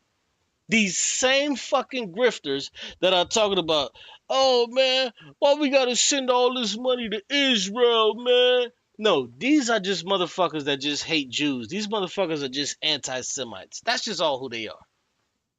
Don't think for one fucking second that these white motherfuckers give a fuck about you, because they don't. They don't. They don't give a fuck about you. They're okay with you dying in an alley. They're totally okay. They're okay with you dying on the fucking footsteps or the front door of a goddamn hospital. They don't give a fuck about you. They don't care. And I saw this motherfucking nigga. This motherfucking nigga, bro. I'm gonna get on this nigga, bro. But I'm waiting for him to make his next fucking video. Because I gotta cook this bitch ass nigga. This nigga gotta go. This nigga gotta motherfucking go. I swear on everything. I finna cook this bitch ass nigga, and I can't fucking wait. I can't wait for this whole ass nigga to make his motherfucking next video. This nigga right here, I promise you on everything. This bitch ass nigga Chief X. This bitch ass nigga Chief X. I can't wait to get this bitch ass nigga right here. I can't wait to get this whole ass nigga. Because I'm going to cook this nigga something mean. When I talk about disrespect, he about to get it all. This bitch ass nigga is now running around, right? Trying to say that George Floyd died over fucking fentanyl. Look at this bitch ass nigga. George Floyd's toxicology report. See, he made a short. You see, I put the dislike on there. This bitch ass nigga made a short. So what this faggot nigga is doing, he's trying to throw it out there to try to see how niggas is taking it. Then he's gonna make a video. I can't wait to get this bitch ass nigga. I can't stand a fucking coon ass nigga, bro. I swear to God, I'm finna cook this nigga. Look at this hoe.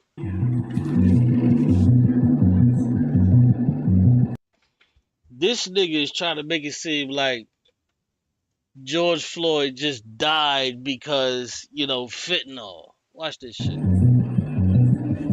I can't wait to get this bitch. I can't wait to get this bitch. I can't wait. I can't wait to get this bitch right here. I want this fuck niggas. Bro, I can't wait till he make a video. Because he put that short out there, and that tells you that he's about to make a video. Man, I'm about to cook this bitch ass nigga something serious. I can't wait for this whole. Look at that. He's trying to say a fatal level of fentanyl under normal circumstances. The nigga's so fucking stupid, he don't even realize what the fuck he's reading. He don't even realize what he's reading. What? Fatal. Ouchie, man. Are you on something right now? No, nothing. Because you acting erratic. If George... This bitch ass nigga done went full fucking grift. He done went full Republican. I can't wait to cook this bitch ass nigga. I wanted to cook him because he went into the shit about guns. I pressed him on a debate about having a debate about guns. The bitch ass nigga ran. But I can't wait until he make his video. When I say I'm finna give this nigga the ultimate disrespect, I can't fucking George Floyd would have told the truth. This is a bitch ass nigga. I can't fucking wait, bro.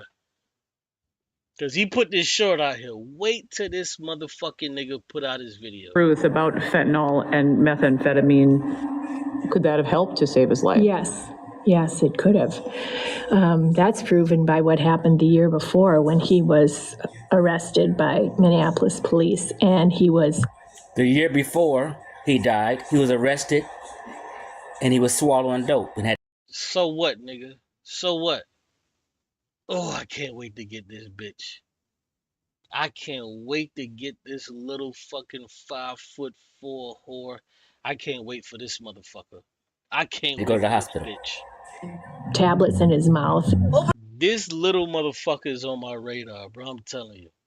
This little motherfucker is on my radar. In your mouth, spit out what you got. Spit out what you got. He admitted at some point that he had swallowed a bunch of pills, and the paramedics came and talked to him and took his blood pressure, and his blood pressure was extremely high, 216 over 160, and so he ended up going to the hospital. Put your hands up right now. If he had admitted Dope in his that mouth. he had again ingested pills in the car. When Oh, he got dope in his mouth.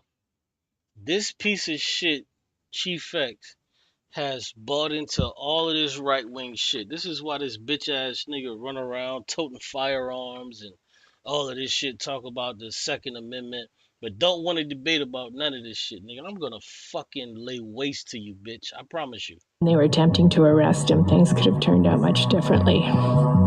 And so he ended up going to the hospital. Put your hands up right now. If he had admitted that he had again ingested pills in the car when they were attempting to arrest him, things could have turned out much differently. Yeah.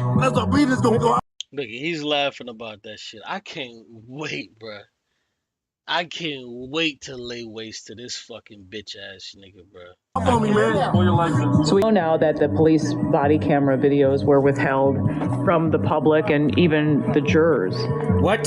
When you were able to see those... They withheld body cams from the juror? Yeah, nigga. I dare you to make a video talk about this shit, nigga. I'm gonna fucking cook your bitch ass. Let's look at the comments. Let's look at the comments. Niggas, look at this shit. Niggas is cool with this shit. Bro, I swear to God, bro. I hope this nigga do a fucking video, bro. I just hope he do a video on this shit. Ugh, I hate these fucking coon ass niggas with a passion, bro. These niggas gotta fucking go. These niggas gotta fucking go, bro. They gotta go. They gotta go. Yeah, let me play a little bit more of this. And at the same time, the US does not have one of the best healthcare systems in the world. We pay over $13,000 per capita. Meanwhile, Taiwan, which by most metrics has the best healthcare system and a national healthcare service, only pays about $2,500 per capita per year. So what does that tell you? That tells tells you what? us That's wasted expenditure. Yes, that is a massively wasted expenditure. That tells you the government doesn't know how to spend our money. No, they keep in our raising case, taxes, we we're keep spending more money, and they don't know how to spend the money. No, most of that money is coming from private insurance. In fact, 77% of the people who went bankrupt from medical debt had insurance and then lost it because they couldn't pay. So we can address that, the fact that 60-something% of bankruptcies are due to health, which is, you're right, we've done many content on that piece. I want you to come back to incentive. Address the issue with incentive right now, with capitalism. The reason why the medical debt is so high in that is because of the profit motive. If people will pay whatever it takes to not die, the profit motive in that case is perverse, because healthcare shouldn't be a market in the same way that other things might be a market. So you don't think the motive to have profit, to come out with a solution, is a good thing for the marketplace, specifically in the healthcare side? I think it depends on which market you're talking about. It's way different when we're talking about video games or cell phones or TVs or other goods that aren't as necessary as healthcare treatments. You're specific to healthcare. Yes, I'm talking specifically about healthcare and certain other markets where there's a natural... You ever heard of Home Depot? Yes, I'm aware. So one of the guys who's the founders of Home Depot, investors of Home Depot, his name is Ken Langone. His father died at 62 years old. Ken Langone today is roughly 90 years old, give or take. When he died at 62 years old, he tells the story that if there was a simple thing as blood thinners, his father would have lived to be 90 years old just like he is today. Yes, that makes sense. Came because of innovation, which he's been on for many years. My dad's been on blood thinners for the last 40 years. So I think the you're conflating two things right now. Not all innovation is the result of the market, because many healthcare developments are created by research grants from healthcare funding, whether it's in the United States or in other countries. In most other first world countries, the result of medical research developments, which are massively outpacing that in the U.S. now because of our inefficiency, because we have a market-based system for healthcare. A very basic question for you. Most of that is because of non-market-based systems. Basic question for you. If that's the case, it keeps going back to the same thing. If it's better in other places than it is here, why are Americans and others not going there? Why are people coming here? It's very basic. How much does a plane ticket cost? No, they have the money to go to different places. They don't, because they know America's the greatest country in the world. They know it. Okay. Appreciate nice to meet you, by the way.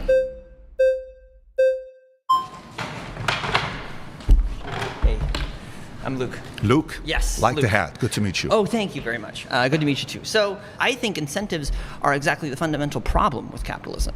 Is that you say incentives are what make it work, and I think that's the whole issue, is that the primary incentives are either greed, amass as much personal wealth as you possibly can. You think that's the problem? It's greed?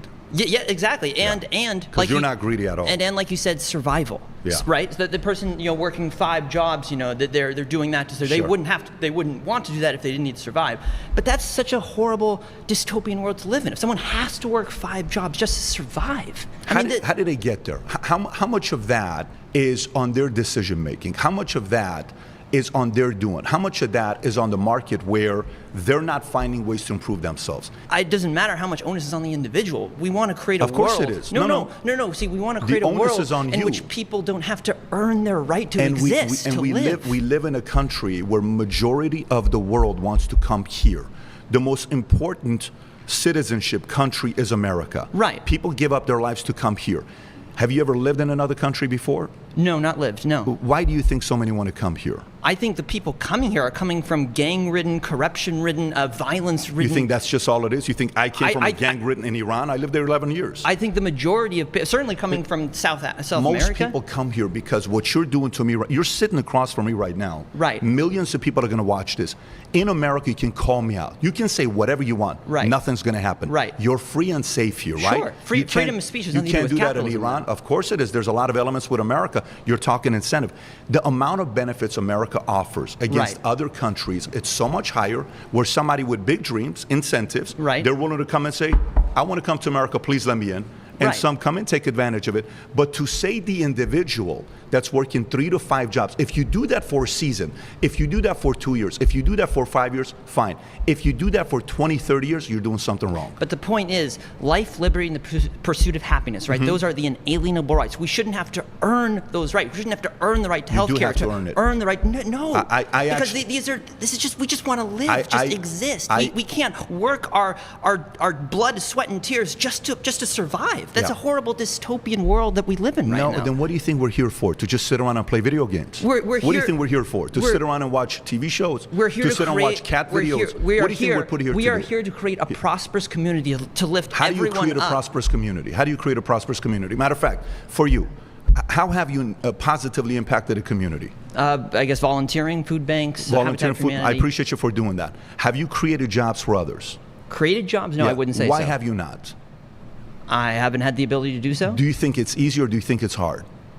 To create jobs is probably hard, yeah. Okay, so the people that create jobs, you think they should have a little bit of incentive for having risked their life savings, spend time away their families to create jobs so somebody like you can work for that company? Sure, but that is the incentive. And bravo for them, but that does not give them the right to pay themselves $2 million bonuses while their workers are scraping by at like $10 an hour. You don't get to choose how much money I choose to make. That's not your business. That's my business. If you have 4 girlfriends, and I have 1. Is it my business to tell you can't have 4 girlfriends? I think if you play 7 hours of Fortnite every day, right, and I don't play Fortnite at all, should I tell you you shouldn't be able to play 7 hours of Fortnite a day? In my view. Hey, appreciate you. Absolutely.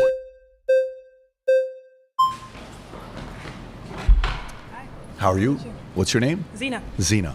Awesome. So this claim about incentive is one that we see often promoted by capitalism enjoyers, right? Mm-hmm. And it's this idea that, profit incentives is the only thing that can make humans do things, get up out of bed every day, which has never been the case. Historically, it's not the case. Psychologically. Historically, it's never been the case? No. What has been the case? So we've seen... What's been the incentive? The incentive is intrinsic motivation. Intrinsic motivation? Of course. Have you ever heard of intrinsic motivation? Of course I have. So you think people are going to go just do anything for no incentives? The incentive is intrinsic, meaning passion, interest, and honing your skills. Whether you get paid or not. Well, the problem is that we're forcing people to, need to, work to survive. So what's the alternative? So give me another solution, another economical system. May I finish the talking point? Yeah, actually, I'm curious. So the psychological theory of self-determination is widely accepted in psychology and basically explains that intrinsic motivation and passion is actually what predicts incentive. You're arguing that incentive is integral to profit-driven motivation. That's not true. Extrinsic motivation, at all times, at every single case, is going to, predict less creativity, less motivation, less skill, etc. Intrinsic motivation is what causes things like technological development. Some of the greatest breakthroughs have been from people who are devoted in honing their skill. So should they get paid for it? I think that we shouldn't live in a system that privately owns the means of production and forces people in this position. What college did you go to? USC. You went to USC. What did you major in? Sociology. Sociology. Who's your hero as a professor? Who's the professor you look up to? This doesn't seem like a topic that's related to capitalism. This question? The reason why I ask this question is because somebody convinced you of that. Somebody convinced you that is the way that psychology and studies convinced me of this fact about the human mind. But unfortunately, to your claim, results show that the greatest economical system is capitalism that allows people to go above and beyond and solve every single issue out there. An entrepreneur who gets up, who says, "What was your claim again, mister?" I'm going to incentive. The entrepreneur what about incentive? Who has an incentive to go out there and build their lives, and you put no monetary incentive. So I'm saying that this incentive that you're talking about, what predicts the best incentive, the best drive, and the best creativity, so what do you think about has Elon been proven Musk? by psychology. What do you think about Elon Musk? Can we respond to my claim? This is about incentive. All right, awesome. So you're arguing that incentive is intrinsic and tied to extrinsic motivation. What we find is that the best incentive comes from intrinsic motivation. So a person that's passionate about solving an issue is going to build something bigger than somebody else that's not. Yeah, so someone who has a true passion for this. Yeah, so exactly. So profit motivation is not the thing that's driving innovation, right? Of course psychology. It is. Of course so it is. psychology proves that that's not the case. That profit's not the reason that we have the greatest inventions that we do today. I don't know if I disagree with the fact that there's a passion behind it. Are you saying people with passion, even if there wasn't the incentive to make as much money as they would make, people would still pursue it even with or without money? That's what psychology says. Well, your claims are wrong because that's not true. Whoever your psychology professor is, if you look at data and you find out how America, that's only been around for 249 years, schooled all the other countries that have been around for hundreds, if not thousands of years more, they did better than others because the incentive because they accumulated profit, right, to 1% of the population and continue to produce on that not basis. Necessarily. It's right? not, we have this. Okay. It's not necessarily. Do we want to respond because you can say that? You've been interrupting the entire time. So if you're saying about the 1% are the problem and they're the only ones that make money, That's a lot not of what I people said. make money. You said the profit goes to the 1%. I'm explaining how it is that America has become the dominant power that it is now, right? What we see is that because we have this engine, right, this desire to accumulate profit, we morally justify things like going into other countries, imperializing them, colonizing them, and extracting their resources, right, to funnel our country, right? Social democracies in the Nordic countries don't do this. So yeah, they might not be the wealthiest power, but they have higher rates of education, literacy, human satisfaction, etc. Right? So it depends on what we actually value in a society. Do we value well-being or do we value profit accumulation? Validates your point. If that's the case, people would move to those states. They don't. When you judge a great restaurant by the amount of people that come in, you can say the food sucks here. Yeah, you so can say the there were service millions sucks of people here. that lived but in everybody's Germany. lined up to want to come here. They're not lined up to go into so those there are countries. there are They're millions- just used by professors as theories. There were And millions of people that also lived in Germany in the 1920s. I lived in Germany before as well, for 2 years. Hey, before we go any further, we want to take a moment to say thanks so much to Straight Arrow News for powering the fact checks in this video. Straight Arrow News is on a mission to raise the bar on journalism in a time of media bias and mistrust. Straight Arrow News helps you quickly find trusted information you need to understand the news, allowing you to dive deep into the topics that matter to you and the world around you.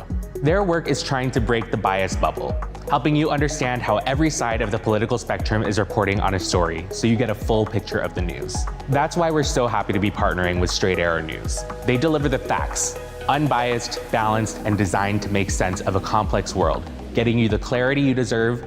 Straight to meet you. Poverty, if you look historically, we look at China, for instance, had the most significant poverty reduction in all of human history. They pulled 800 million people out of poverty using state-owned enterprises and state centralized planning.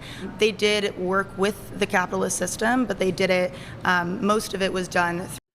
See, this is the thing that people don't want to talk about, because when you actually start talking about China and how they actually pulled out people from poverty, they really don't want to talk about these things. Shout out to Imitep Heru. Shout out to you for subscribing. Appreciate you. These people don't want to talk about these things, because when you begin to look at how China did it, you say, damn, okay. Then you would have to say, well, America should follow that same model to bring people out of poverty. But America doesn't want to bring people out of poverty because the system is working so well for the people who are at the top. The system is working so well for the people at the top. And what's understood is what the people at the top want is what goes. That's what goes. Through state-funded infrastructure, education, and contributing to strong literacy programs, redistributing the wealth. I think that my other argument would be that there hasn't been an opportunity for alternative systems like socialism to pull enough people out of poverty. So we look at examples. There hasn't been? There hasn't been enough opportunities for them to succeed. And so when Why we do you say, think that is? I think that is partly because of the US, and I think because capitalist forces and global markets. No, it's not partly because of the U.S. It's entirely because of the U.S.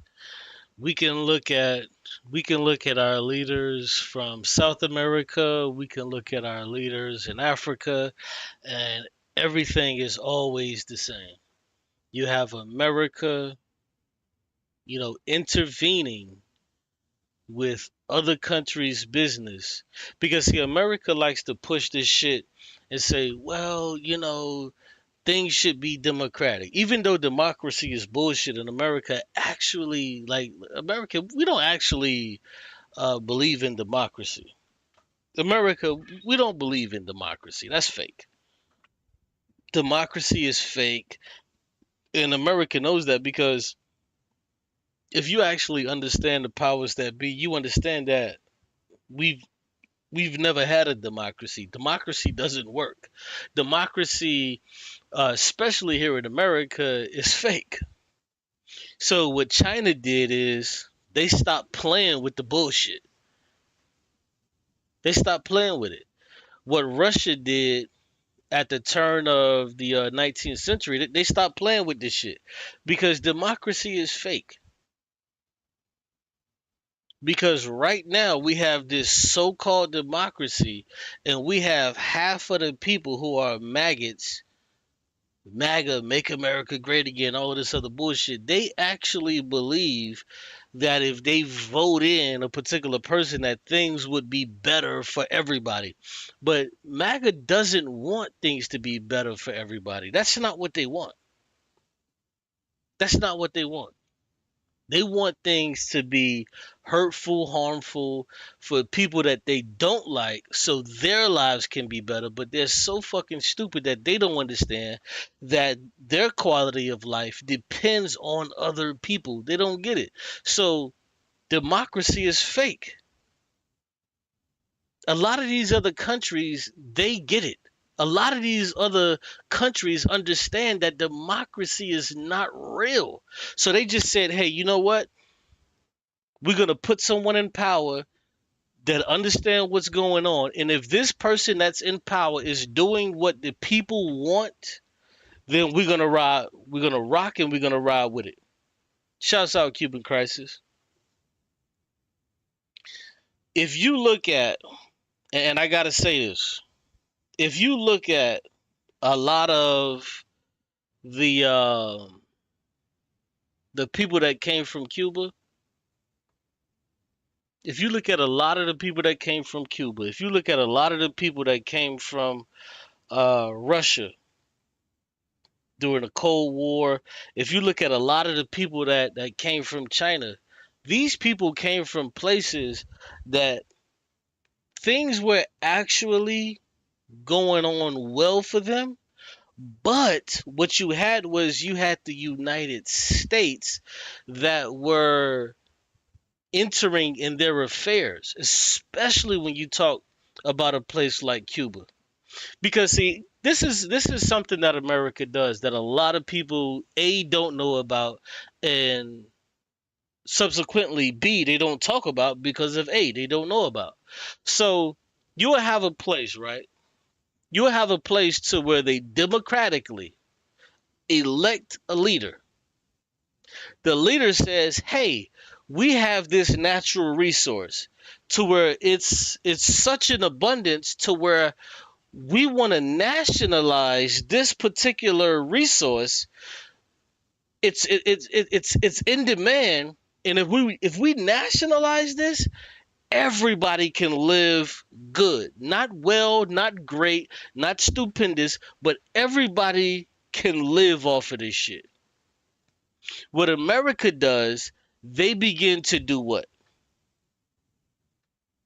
They begin to enact bullshit tariffs. They begin to stop them from being able to sell their shit to other places. So when this dingbat is talking about, well, when you look at North Korea and you look at their GDP, well, why is it that when you look at North Korea and their GDP? Because there's sanctions. America put sanctions on a lot of these places. Now, what happens when you put sanctions on a country? Well, let me take that back. Do you know what happens when America puts sanctions on a country? America's basically saying, if you buy, sell, or trade with these motherfuckers, you are now our enemy. Now, when you have this global force who can snipe you, kill you anywhere that you are on the fucking earth, most companies acquiesce. I said companies. Most countries acquiesce, and they just say, damn, man, like America's the global power. Like, we just have to go along with the shit. So what they've been doing to Cuba for 60 years is they've put these sanctions on Cuba because now Cuba can't buy, sell, and trade with anybody that they want to. And what you had was you had Russia that was willing to do it, but then they got fucking cucked out by America too. They got cucked out by America. So when you have this country that has unlimited resources to where you have this country that has the highest GDP, to where they're willing to spend half of their earnings on their military and call it a defense system. They got a CIA to where these motherfuckers can go wherever you are. They got drones, just how they just killed what's her name? Like, these motherfuckers are willing to go into the ends of the goddamn earth. So this is why a lot of these countries acquiesce and they say, okay, man, all right, you got it. I'm not gonna trade with Cuba. Okay. I'm not gonna trade with Venezuela. Okay. Because they get left out in the cold. Because they understand that they need to be able to trade. If they have a resource, if they have coal, if they have bauxite, if they have whatever they have, they can't sell it because America is putting sanctions saying nobody buy or sell with these motherfuckers until these people do what we want them to do. This is how these things happen. So when she says, well, when you look at communism or socialism, it hasn't actually had a chance to mature and be what it was supposed to be, it's because America is sniping niggas out. And she's about to talk about Salvador Allende in a second, but let's go. Alternative systems like socialism to pull enough people out of poverty. So we look at examples. There hasn't been enough opportunities for them to succeed. And so when Why we do you say, think that is? I think that is. What do you mean? Why do you think that is? Like, the reason why that is because America won't allow it. Like, full stop.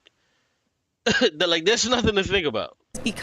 Partly because of the U.S. and I think because capitalist forces and global market insecurities have sabotaged these attempts to do socialism. So we look at an example in Chile in the 1960s. They elected a democratic socialist, and he proposed literacy Salvador reform, Allende. wealth redistribution, land reform, and all of that was a threat, obviously, to the United States because McCarthyism was on the rise at the time. And so instead of allowing Allende to... Now, they democratically elected Salvador Allende. They democratically elected him. But as soon as they saw that he began to nationalize the oil, what did they do? They bombed him and fucking assassinated the nigga. Dropped the bomb on his shit and just totally killed him. And then once they killed him, what did they do? They put in a fucking puppet that America can control. That America can control. Like, this is what America does, has been doing, and forever has been doing. They did the same shit in Africa. Everybody knows it. It's America behind this shit. See, back in the day, they used to keep this shit on a hush-hush. But now, if you watch the news, do you notice something? They will actively tell you that, yeah, America is over here, America's over there. They're trying to push for regime change. America's pushing for regime change. I remember back as a kid, a coup was something that they would do, and America didn't want to be tied to it. But today, on the news, they'll tell you, yeah, America is pushing for regime change. They're pushing for regime change. And then they'll go and assassinate somebody. Like how they just assassinated the leader of fucking Yemen 2 days ago. Yeah, it was a bomb. They bombed the nigga. They bombed him, killed him. Just how they just did the fucking leader of Yemen. Dropped the bomb on him. This is what the fuck they do. Now they're out in the open. They're telling you that they're pushing for regime change. They'll just do it, and nobody gives a fuck anymore. Because you want to know why? It's because America has gotten so brazen. America has gotten to the point to where it's like, well, niggas, so what if we tell you what we're doing? Who's gonna stop us? And this is why BRICS is so fucking important, bro. I try to tell y'all about BRICS, bro. BRICS is so fucking important, bro. America's time is limited, dog. It's fucking limited. It's limited.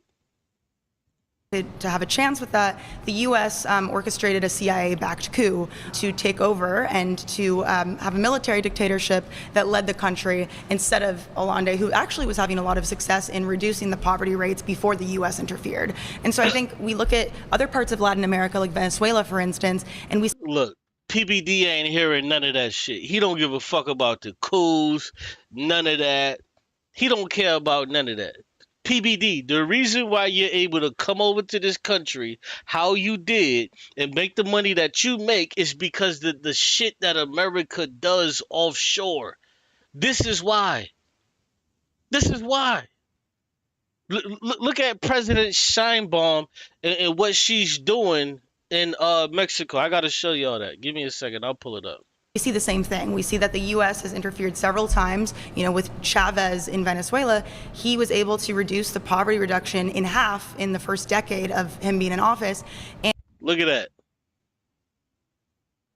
Poverty decreased under Chavez from 62% in 2003 to 32%.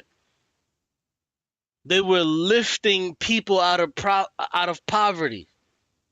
Don't tell me it can't be done under a socialistic society. It can be done.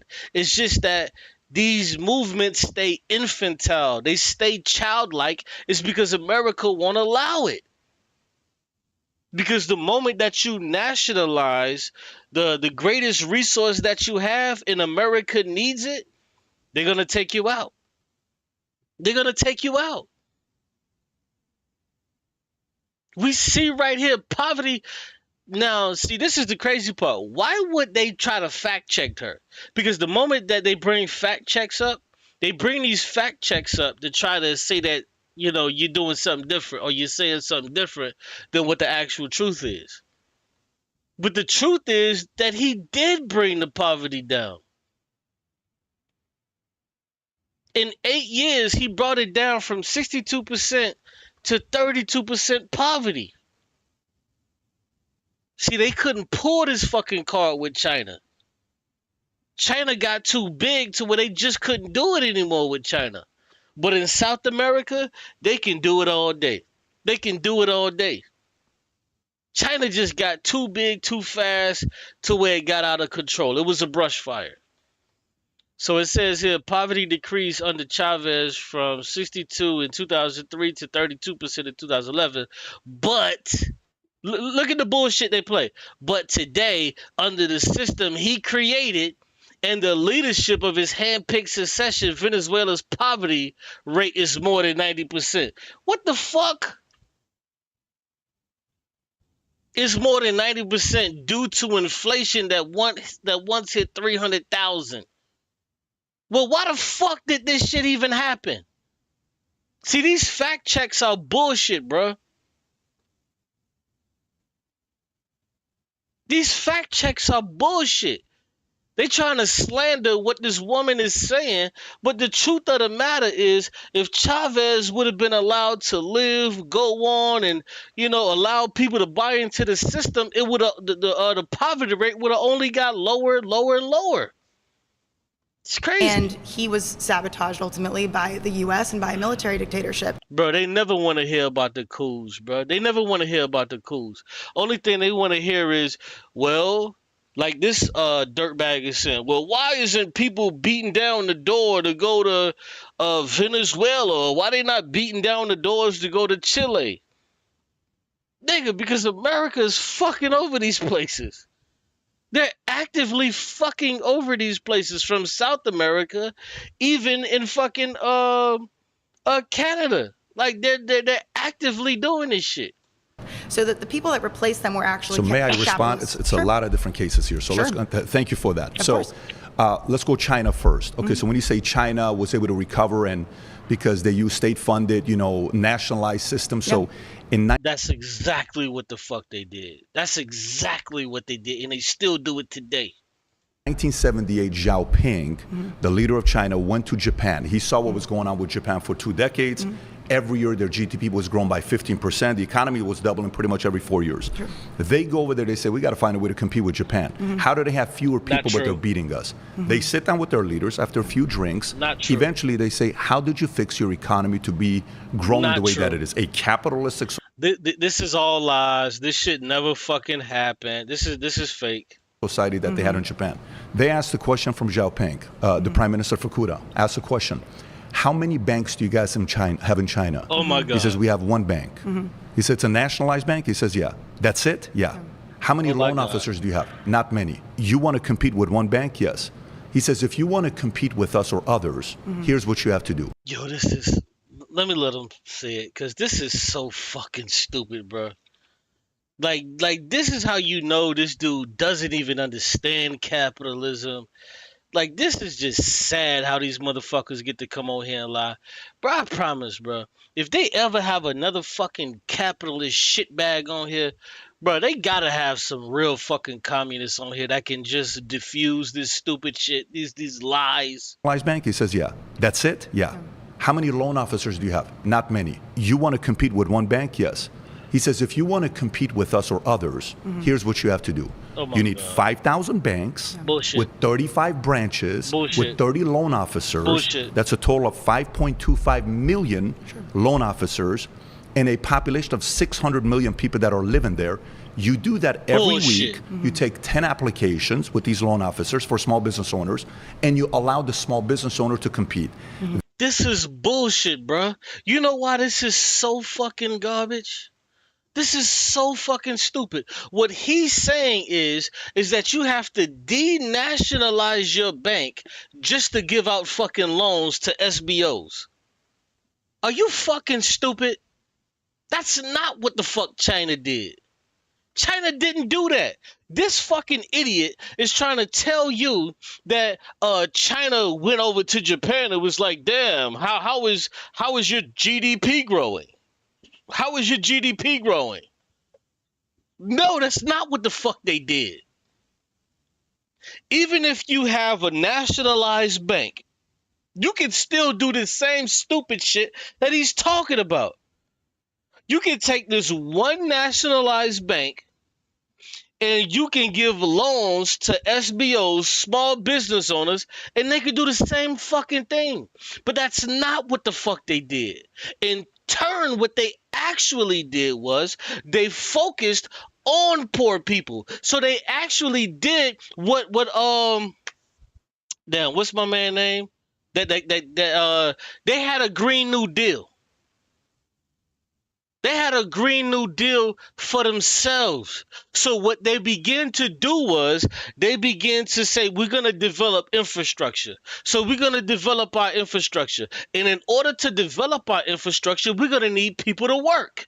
So all of you peasants, we're going to give you jobs and we're going to pay you to do it.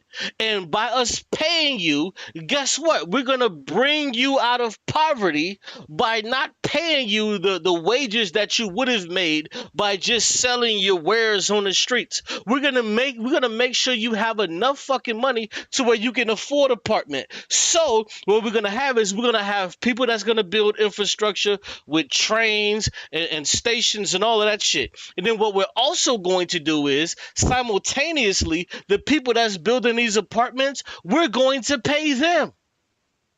We're going to pay them. We're going to turn it into this Habitat Humanity type shit. We're going to pay you to build the apartments that you're going to live in. We're going to pay you to do it. And if you look right now, 75% of China's GDP is nationalized. It's nationalized. 90% of all of the homes that are owned in fucking China, they're owned by people. Whereas when you come to America, we don't have a 90% owner rate. We have these other fucking companies that can purchase all of this shit just to sell it back to you so you can rent it. So you can never purchase it. To where it takes you fucking 30, 40 years to purchase it. They opted for the different model. So when they said this will be your home.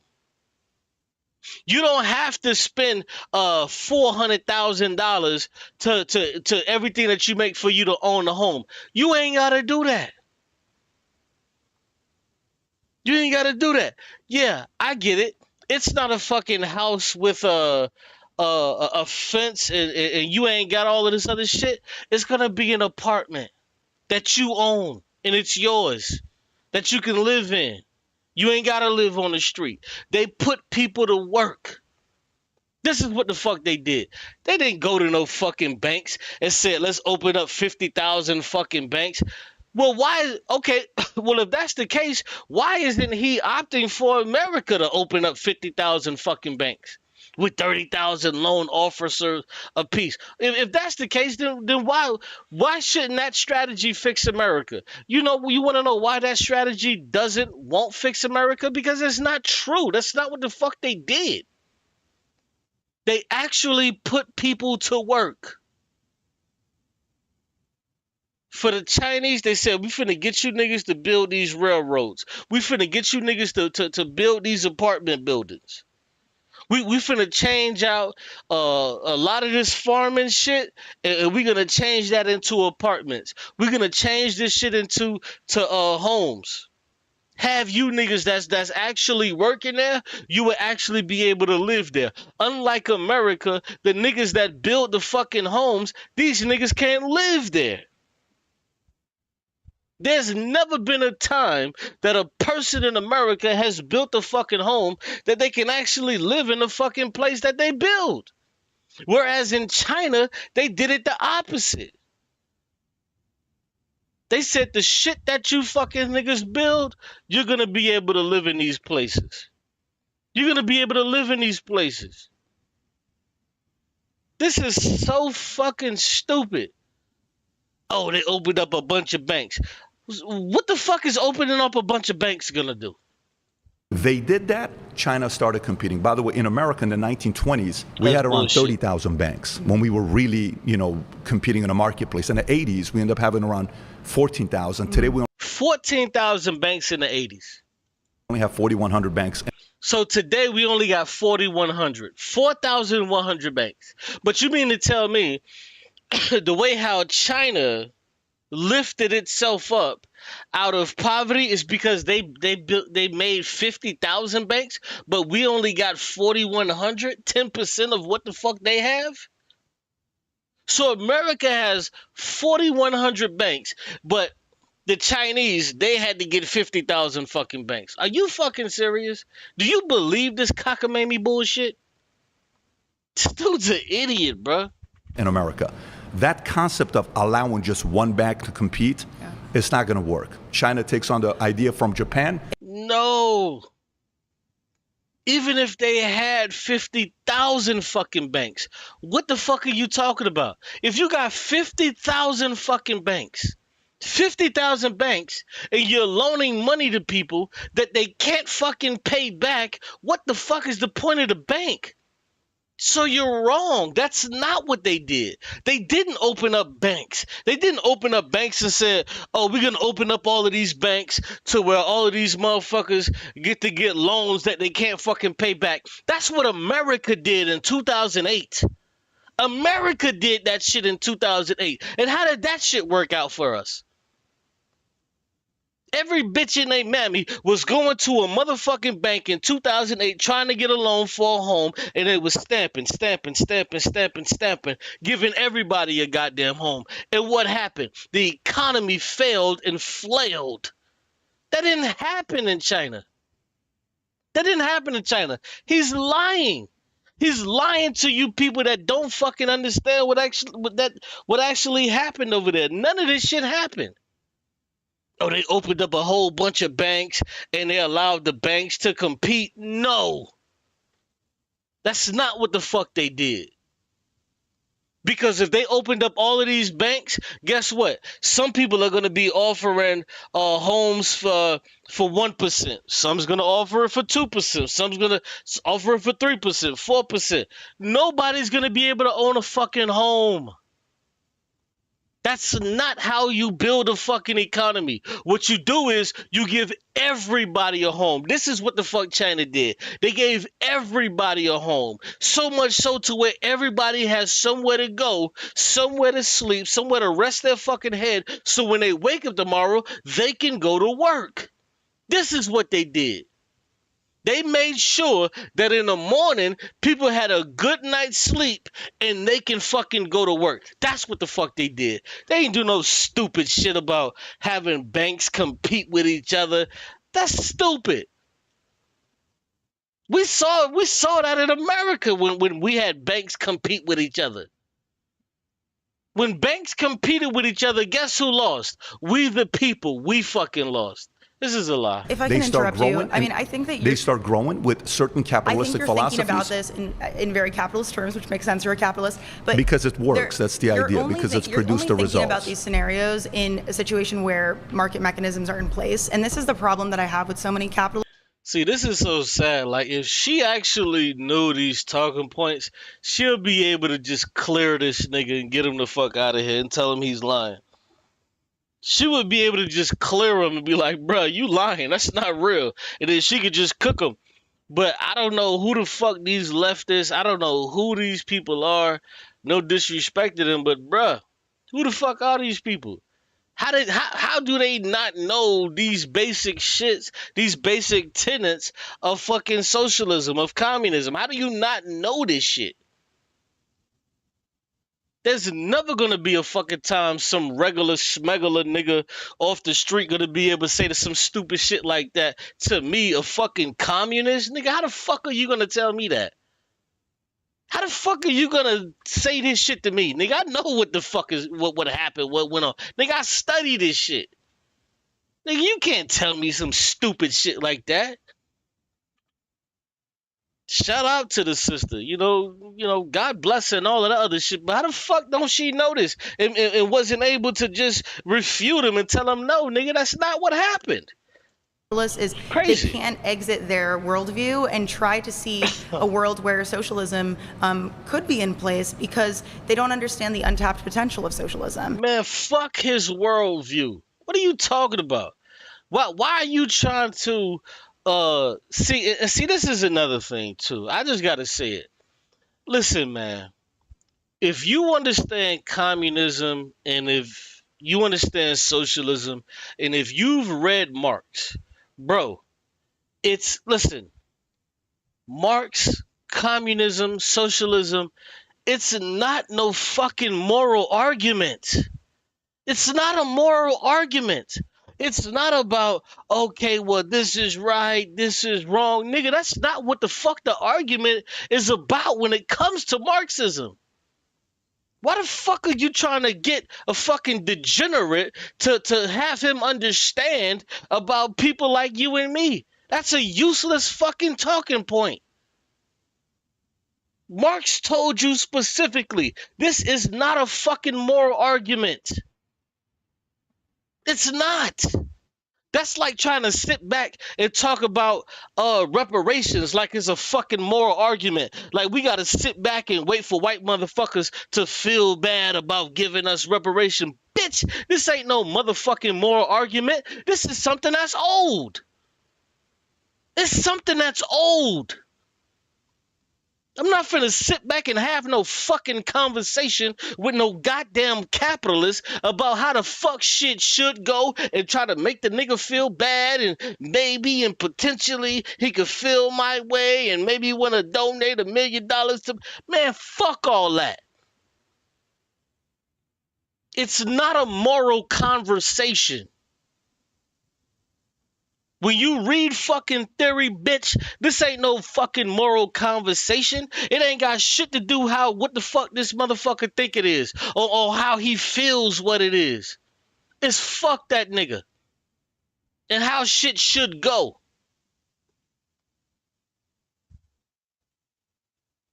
Who the fuck is sitting back trying to make this money? This is the fucking millionaire. He hates you. He wants you to fucking die. He don't give a fuck about you. You think this motherfucker give a goddamn about you? oh, I'm gonna make it a moral argument to try to make him feel like, hey, we're suffering and we're poor and it's because of people like, man, fuck that. Motherfuckers like you shouldn't exist, and I'm gonna tell you why motherfuckers like you shouldn't exist. Because of this, that, and the motherfucking other. Straight like that, bro. Like, who the fuck is playing games with these people? I don't give a fuck about these motherfucking feelings. And I'm a democratic socialist. I think that we need to build. That's the motherfucking problem, is you a goddamn democratic socialist. That's the goddamn problem. It's because you're okay with fucking billionaires and millionaires existing. Let me guess, as long as they just pay their taxes. Fuck paying their goddamn taxes, bitch. What if these motherfuckers didn't exist? Forward towards that with reforms, and I think we need to work with the government. I don't think that we should abandon the state. I also don't think government. Work with the motherfucking government. Work with the government? Work with the government? Bitch, the people are the motherfucking government. What the fuck is you talking about? Stop, man, bruh. They don't want real. It's impossible, bruh. Ain't no fucking way these niggas want real socialists or communists in these conversations. Ain't no fucking way, bro. Yeah, who the fuck wants a fence-straddling democratic fucking socialist? This ain't no conversation that a fucking capitalist should be having with, because democratic socialists, they agree with fucking capitalists. They think that we should just put a nozzle on it and taper it. No, bitch. Communists feel that they shouldn't fucking exist. Real socialists feel that these motherfuckers shouldn't exist. They shouldn't exist. You better get some real motherfucking niggas on this shit who understand what the fuck capitalism is. Ain't no fucking way, bro. These motherfuckers will never bring a nigga like me on this bitch. That ain't gonna happen. That ain't gonna happen. You should be willing, ready to tell these motherfuckers. I be sitting in front of this motherfucker and I be telling them, it's motherfuckers like you that are the problem with this goddamn country. You need to be willing to say that shit. Let's go. That we should give state elites the complete control over society. I do think that we should work with the state to instill these reforms and then eventually erode capitalism. But unfortunately, socialism. Oh, we should work with the state. Work with the state, the same state that's upholding these motherfucking capitalists? Work with the state? No, the people should take over the fucking state. The people should take over the state to where then, if the people take over the state, then the state is actually going to do what the fuck the state is supposed to do for the people. Why the fuck are we trying to work with the state? That's like some kind of separate fucking entity. Why should the state be a separate entity from us? What the fuck are you giving your goddamn votes for? Don't you want to be in tune with the shit that you're giving your votes for? What are you voting for? You voting for some outside property? Has had hundreds of years in terms of to produce results, and it hasn't worked. Do you know why it doesn't work, though? It's been sabotaged. It's been sabotaged, or it's because it forces people to do something they don't want to do? Does capitalism not do the same? Yes, it forces people to do shit that they don't want to fucking do. This is capitalism. For the mothers, the single mothers, the fathers, the poor niggas, they gotta work at McDonald's and Burger King. It forces them to do shit that they don't want to fucking do. It forces them to do that. That's part of the problem with fucking capitalism, because it forces niggas to do shit that they don't want to fucking do. That's part of the problem with capitalism. And she's not fucking saying that. She wants to work with the state. Bitch, are you fucking crazy? I am the fucking state. Who is the state? Isn't the state the people? Isn't the state supposed to be a conglomerate of the fucking people? So why the fuck are you extinguishing that shit and giving it away? The state is supposed to be the fucking people. And you want to extinguish that shit and give it the fuck away to these millionaires and billionaires who are always going to attain power? What the fuck are you talking about? You ain't getting shit. No, capitalism gives there's you 7 million people in this country who have to work choose. multiple jobs just to get by. Bro, these are just boneheaded fucking liberals, bro. They're just boneheaded fucking liberals, bro. These motherfuckers are not socialists. They're not communists. Like, get the fuck out of here, bro. Have to work multiple jobs for They're a season. forced to do that because either they do that or they starve. So if the options are to work or to starve, that's not freedom, that's economic coercion. Respectfully, if you do that for a period of your life, I understand it. If you're doing that for 30 years, you're doing something wrong. You shouldn't be working multiple jobs for the rest of your life. So, first of all, I'm not going to argue with this. You shouldn't have to work multiple jobs for the rest of your fucking life. But under capitalism, it forces a lot of people to work multiple jobs for the rest of their fucking life. This is what capitalism does. Fuck is you talking moral about? Argument. I think that people who live in poverty, especially when we look at how many people live in poverty in this country, and also it depends on how you define the poverty line, but there's 40 million Americans who live below the poverty line in this country. There's 3 guys in this country that own 40% of the wealth. How does that work in a country that is You really built want to go on... there? You want to go there? Okay, so let's talk about it. So when we talk about the rich people at the top, okay, and you say, well, the rich don't pay enough taxes. You know, she never said that. What the bottom 50% of taxpayers in America pay towards the revenue that the government gets in taxes? Do you know what the bottom 50% pays? Who gives a fuck what the bottom percent pays? Who gives a fuck what the bottom percent pays? The bottom percent doesn't even, the bottom 10, 15, 20, 40, 50%, they don't have enough money to pay fucking taxes. So who gives a fuck what they pay in taxes? They don't have enough money to pay taxes to equally fund what the top 1% does. So who gives a fuck what they pay? Who cares what the fuck the bottom 15, 40, 50% pays? Who cares that the top 1% may pay more in taxes? Cool. Maybe they do pay more in taxes because they should. The top 1% owns 50% of the fucking wealth. Why shouldn't they fucking pay more in taxes than the fucking bottom 50%? You fucking imbecile. Like, just by her not even being able to say that is crazy to me. Tell me. 2% of taxes. Do you know what the top 1% pays? There's been several years. Do you know that what the top 1%? Nothing. Do you know? They've been nothing. No, in their hang on a federal second. taxes. This is from the IRS. I'm not writing a blog from Huffington Post. This is not. Who gives a fuck what they pay? They can pay 99% of the motherfucking taxes. Let's increase the fucking tax. Not Daily Beast. I'm telling you the story. The top 1% pays 42% I'll say this: the of top all 1% tax is revenue. about to pay a lot. So the top 1%, the top 1% that owns 90% of the wealth, they only pay 40% in taxes. Make this make sense, yo. Make this make sense. The top 1% that owns 90% of the wealth, they only pay 40% in taxes. And he's trying to push this around, and she's so fucking stupid, she can't even understand the whole point. Well, bitch, you got 90% of the wealth. You got 90% of the wealth. Why the fuck are you crying about paying 40% when you got 90% of the wealth? You got 90% of the wealth. Why aren't you paying 90% of the taxes? You can pay 90% of the taxes and you would still never go broke.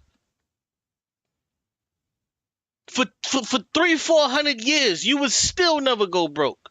Elon Musk has billions of fucking dollars. With the amount of money that he has, he can eradicate world hunger.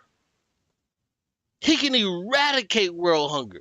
What the fuck are we talking about? A lot less in taxes because of the provision They'll that just went actually into end up paying Trump's, even your more guys' revenue to the big government. beautiful bill. Yeah, get her the fuck out of there. Thank you so much. That's crazy.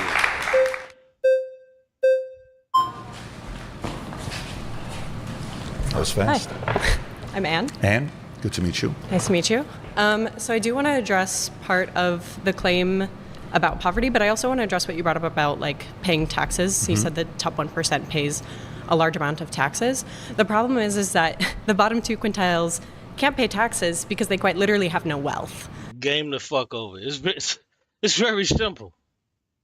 They don't have wealth. Why the fuck would you have a problem with the bottom 50% only contributing 4% when the top 1% controls 90% of the wealth? How the fuck is that a gotcha? What the fuck is niggas talking about? Do you understand that? Like the bottom quintile of the United States doesn't have any wealth. In fact, they're in debt, so they have literally like negative wealth. And it's not even a quintile, and it's not even a quartile. It's really just like a third, if we're being honest. Why do you think that is? I think that's for a lot of reasons. I think that's because workers have been exploited. I think that they haven't had the opportunity to gain social mobility. Why do you think that is? Because of exploitation. You think they're being exploited? Yes. Oh, of course. so people are being forced to work at companies. They don't have. Yes, they're being forced. Yes, because in America, if you don't work, bitch, you don't eat. That's how it works in America. Oh, no, you're not being forced to work at McDonald's. No, you could just go home and spend the rest of your day living in your apartment. And when motherfuckers come at you and they tell you that you got to get the fuck out of there, then what? You know my apartment complex, bro? They just sent me a email, right? They was like, hey, it's time to renew your lease. Tell me why the fuck my new lease, and I would show this shit. Tell me why the fuck my new lease is now more fucking expensive than what the fuck I was paying last year. Why the fuck is everything going up? Like, this shit is so fucking stupid. I'm pissed the fuck off. I gotta pay more now from a place I was just living at. Nigga, you ain't getting no upgrades. You ain't getting nothing, but you're gonna have to fucking pay more. Shit just automatically costs more now. Why? Because we said so. Because we said so. It's fucking stupid. Shit just costs more because we said so. Do I get like some kind of guard dog? Or nope, you don't get shittos. Have a choice. I didn't say that they were. So people are being. They are being forced. If the other option is starve or die. What job do you have right now? What do you do for a living? I do work from home stuff. I don't want to disclose that. So you chose to do that, right? That's your choice. Great. If somebody works at Starbucks as a barista, it's their choice. If somebody has No, it's not their choice. They're forced to do that. Because if they don't work at Starbucks, if they don't work at McDonald's, if they don't work at Burger King, they won't be able to pay their bills. They won't be able to pay their bills. You, as a millionaire, are you going to help them with their bills? Fuck no. Because you're going to tell them, no, you should be spending your time reading books and doing this and doing that. What the fuck are you talking about? As people, we are forced to do jobs that we don't want to fucking do. We're forced to do it. Has a job that they're working, it's their choice. If somebody is not utilizing their time properly and accordingly, of course the market's not going to pay you more. Do you think that, like, they brought up single mothers earlier. Do you think that single mothers are sitting around playing Fortnite 15 hours a day? Unfortunately, single mothers were manipulated on what happened. Is that a yes or no? Single mothers were manipulated. He won't answer the question. Do you think single mothers are sitting back playing fucking Fortnite all day? He won't answer that question. The answer is no. The answer is no. My mother was a single mother of 6 fucking kids.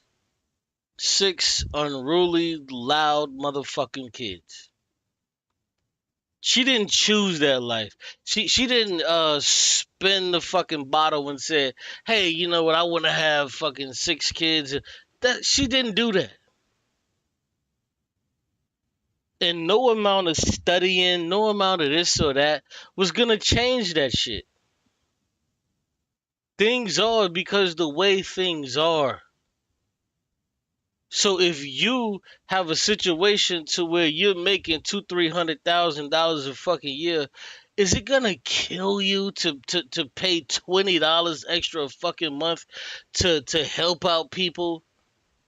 This is supposed to be the richest country on fucking earth.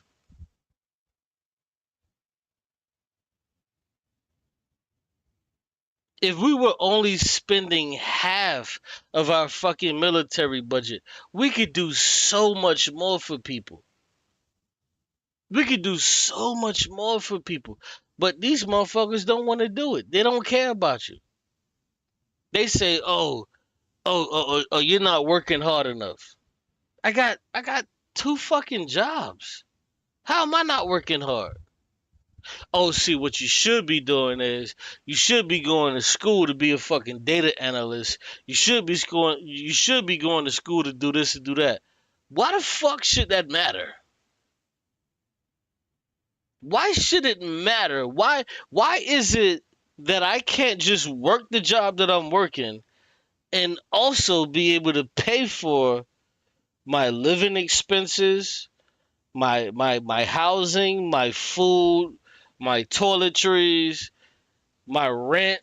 Why the fuck don't why is that a big deal?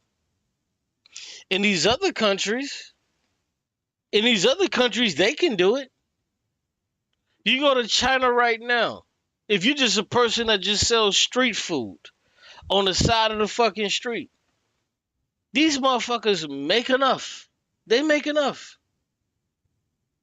to have all of their bills fucking paid. These motherfuckers are not saying, oh man, I gotta stay open another 15 hours and do DoorDash just so I can cover the expenses. No. They don't operate like that. They work their little hours because they know the government got me. But I gotta take my ass out here and work. And you just work. By what Lyndon Johnson came out with, they changed the benefits on giving single mothers the incentive. Lyndon B. Johnson was a fucking racist. To have kids on all the welfare program. That changed our system in a major way. The feminist movement got single mothers to believe they don't need men and they're going to do everything by themselves. And what the fuck does that have to do with capitalism? They don't need a man to help them out. This division that's happened between us caused many people to be in the situation that they're most at. households are 50-50. They're closer to 50-50 today, so that has nothing to do with feminism. Not Feminism didn't just like convince women because they're too stupid to think for themselves. Feminism was one of the worst things that happened in America because it pinned. And see, like this is, I gotta say this because a lot of people don't know this, especially like in the black community and on the conscious circuit. A lot of these motherfuckers, they want to blame feminism for this or that. And a lot of these niggas are dumb as fuck. Feminism had nothing the fuck to do with why your mother was poor. Feminism had nothing the fuck to do with why your mother left your fucking father. That's bullshit. Feminism had nothing the fuck to do with that. This motherfucker's trying to make it seem like, oh, because of feminism, women decided to not be with particular men. Yes, bitch, they did decide. They didn't want to be with fucking abusive ass men. As men, you have the opportunity to not be with fucking abusive ass women. So why is it that women aren't afforded the same fucking thing? Oh, see, what happened is with feminism, they forced them to do this, to do that. That's bullshit. Feminism never forced women to leave their fucking husbands and all of this shit. That's bullshit. It's made up. That's never been true. Feminism never told happily married fucking women to just leave their fucking husbands. It's bullshit. It's made the fuck up. And so many of these stupid motherfucking niggas, they go along with this shit. Like it's fucking gospel. Oh, feminism destroyed the black community. How? How? How the fuck did feminism destroy the black community? What the fuck were women doing before that? These women was sitting back underneath these fucking men. These disgusting pieces of fucking shit.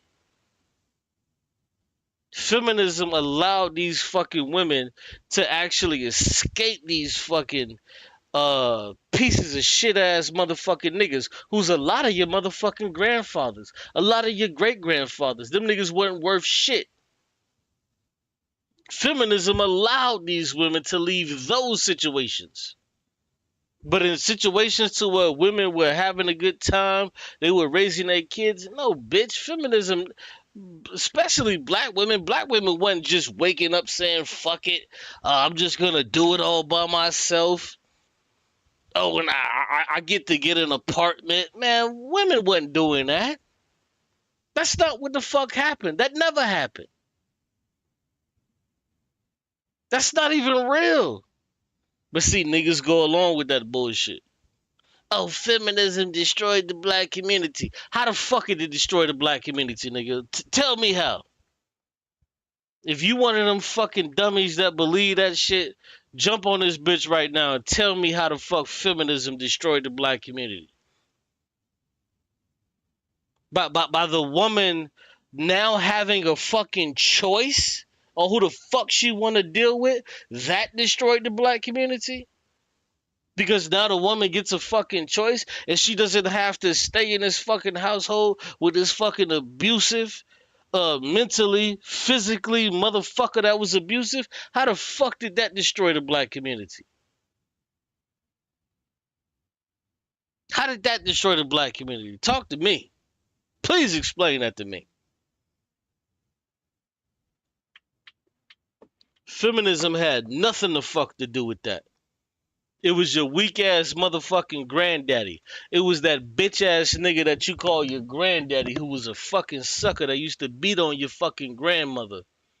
That's who was the fucking sucker. That's what made women get the fuck away. That's what it was. It was that bitch ass nigga that you call your granddaddy that you would have never thought would do some foul shit, but he was beating on your fucking grandmother. It was that hoe ass nigga. It was that pussy ass nigga. It was him. Shit ain't have nothing to do with no fucking feminism. Feminism told women that they had a fucking choice, that they didn't have to fucking sit there and be beat the fuck on. And they shouldn't be beat the fuck on by some fucking piece of shit ass nigga. Feminism ain't wake these women up and say, hey, you can just leave whenever you want because, the government is just going to give you like a home. No, that's not what the fuck happened. No woman who was actually being taken care of, who loved herself, loved her family, and no. They didn't just wake up the fucking one day and be like, man, I'm finna leave this shit. No. It was that bitch ass nigga that you call granddaddy, that you love and respect, that you put flowers on his motherfucking grave. It was that hoe ass nigga. It was that fucking bitch ass nigga. She was trying to get away from that nigga. She was trying to get away from that nigga. So when she had your motherfucking piece of shit ass motherfucking mama, that your mama wouldn't fall up under the same type of shit.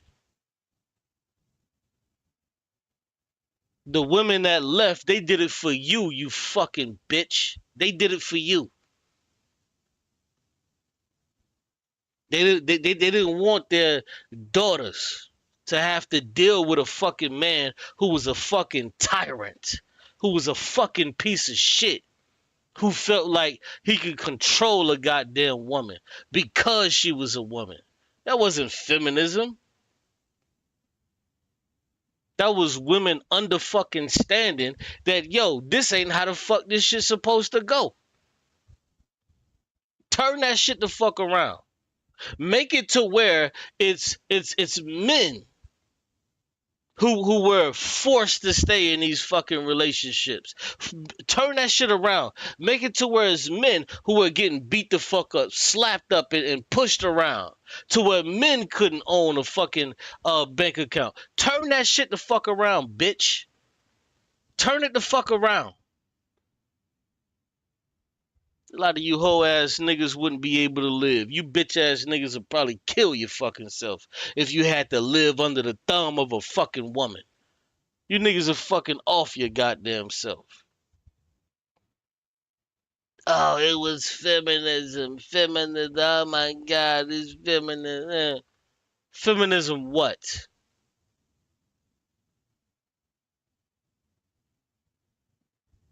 You wanted these motherfucking hoes to sit back and just be okay with all the foul shit you bitch ass niggas was doing.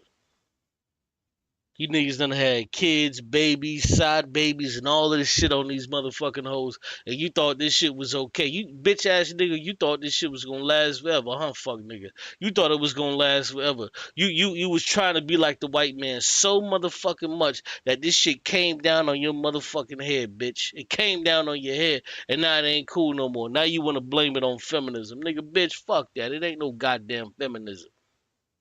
These hoes got tired of you motherfucking hoe ass niggas. They should have got tired of you. They should have been putting brake fluid in your motherfucking Kool-Aid, you hoe ass niggas. Fuck you talking about? How the fuck you niggas is 6, 7, 8, 9 years old? You tired of your daddy beating on your motherfucking mama? But then when she leave and then you get fucking older, now you want to talk some bullshit? Nigga, she left because of you, bitch. She wanted you to be a man, a great man. Now you mad at your motherfucking mama because she left. She was getting beat on, punched on, pushed on, spit on, all of this shit. Nigga, she left because of you. She wanted you to be a better person. She ain't want you to see that she was getting beat on and punched on. And these same hoe ass niggas that they'll join the fucking black Hebrew Israelites. Oh, my mama ain't shit. She should have stayed. Stayed for what? Stayed for what? Fucking crap.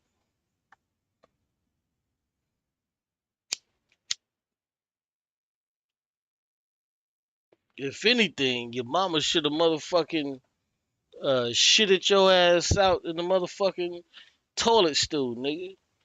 Niggas is weak. I don't give a fuck about you niggas.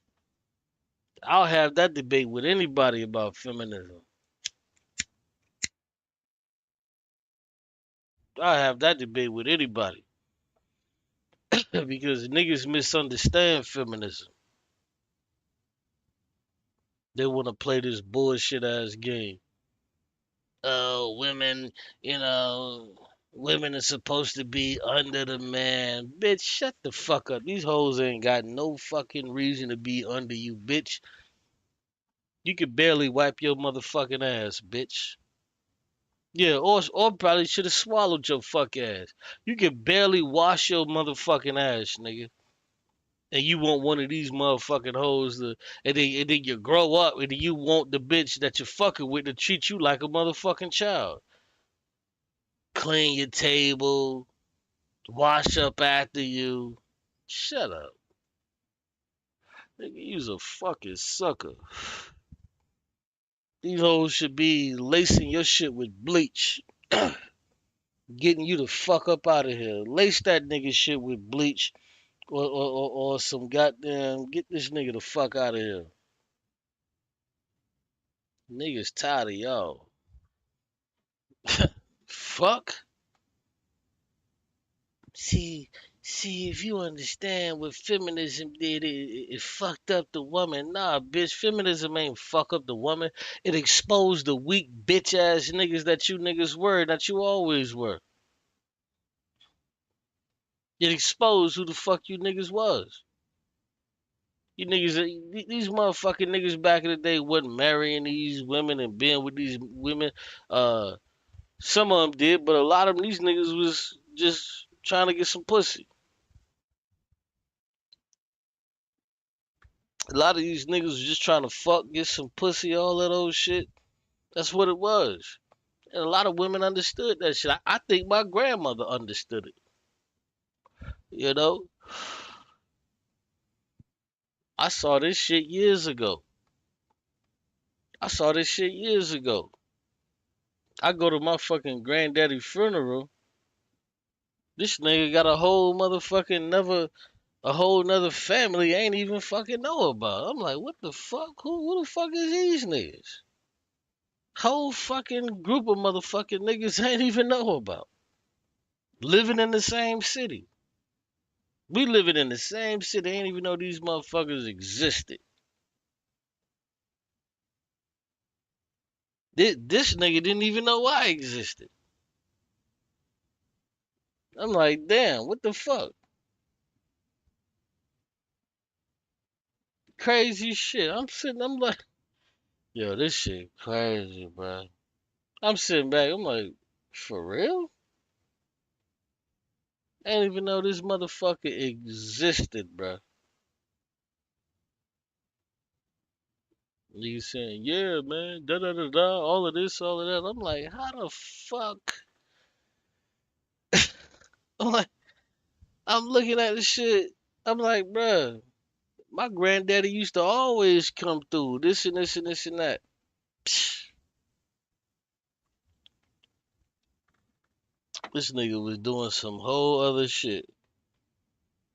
And we supposed to shade women and, make them feel like they ain't shit. Nigga, please. And men against women. Do you think that women are so stupid that they've been brainwashed? Okay, so you don't think that they've just fallen into this feminist propaganda? You don't think they're idiots? No, I don't think that. But I do think people can be manipulated but they're and brainwashed. not stupid enough to do that because the majority of people are splitting nearly towards 50-50. There are so many people that bought into a philosophy that stole decades away from their lives. Decades away from their lives because they bought into an idea that didn't produce the results. What are you talking about? None of this shit even makes sense. I'm talking about capitalism is the best economical system that provides the best results for people. But we can't. No, none of that shit makes sense. Like, how does any of this shit revert back to capitalism? None of this shit makes sense. Just jump back and forth between claim to claim to claim. So the claim about feminism brainwashing people into being single mothers, how does that work? No, I didn't say. I said feminists originally brainwashed women to believe men are the enemy.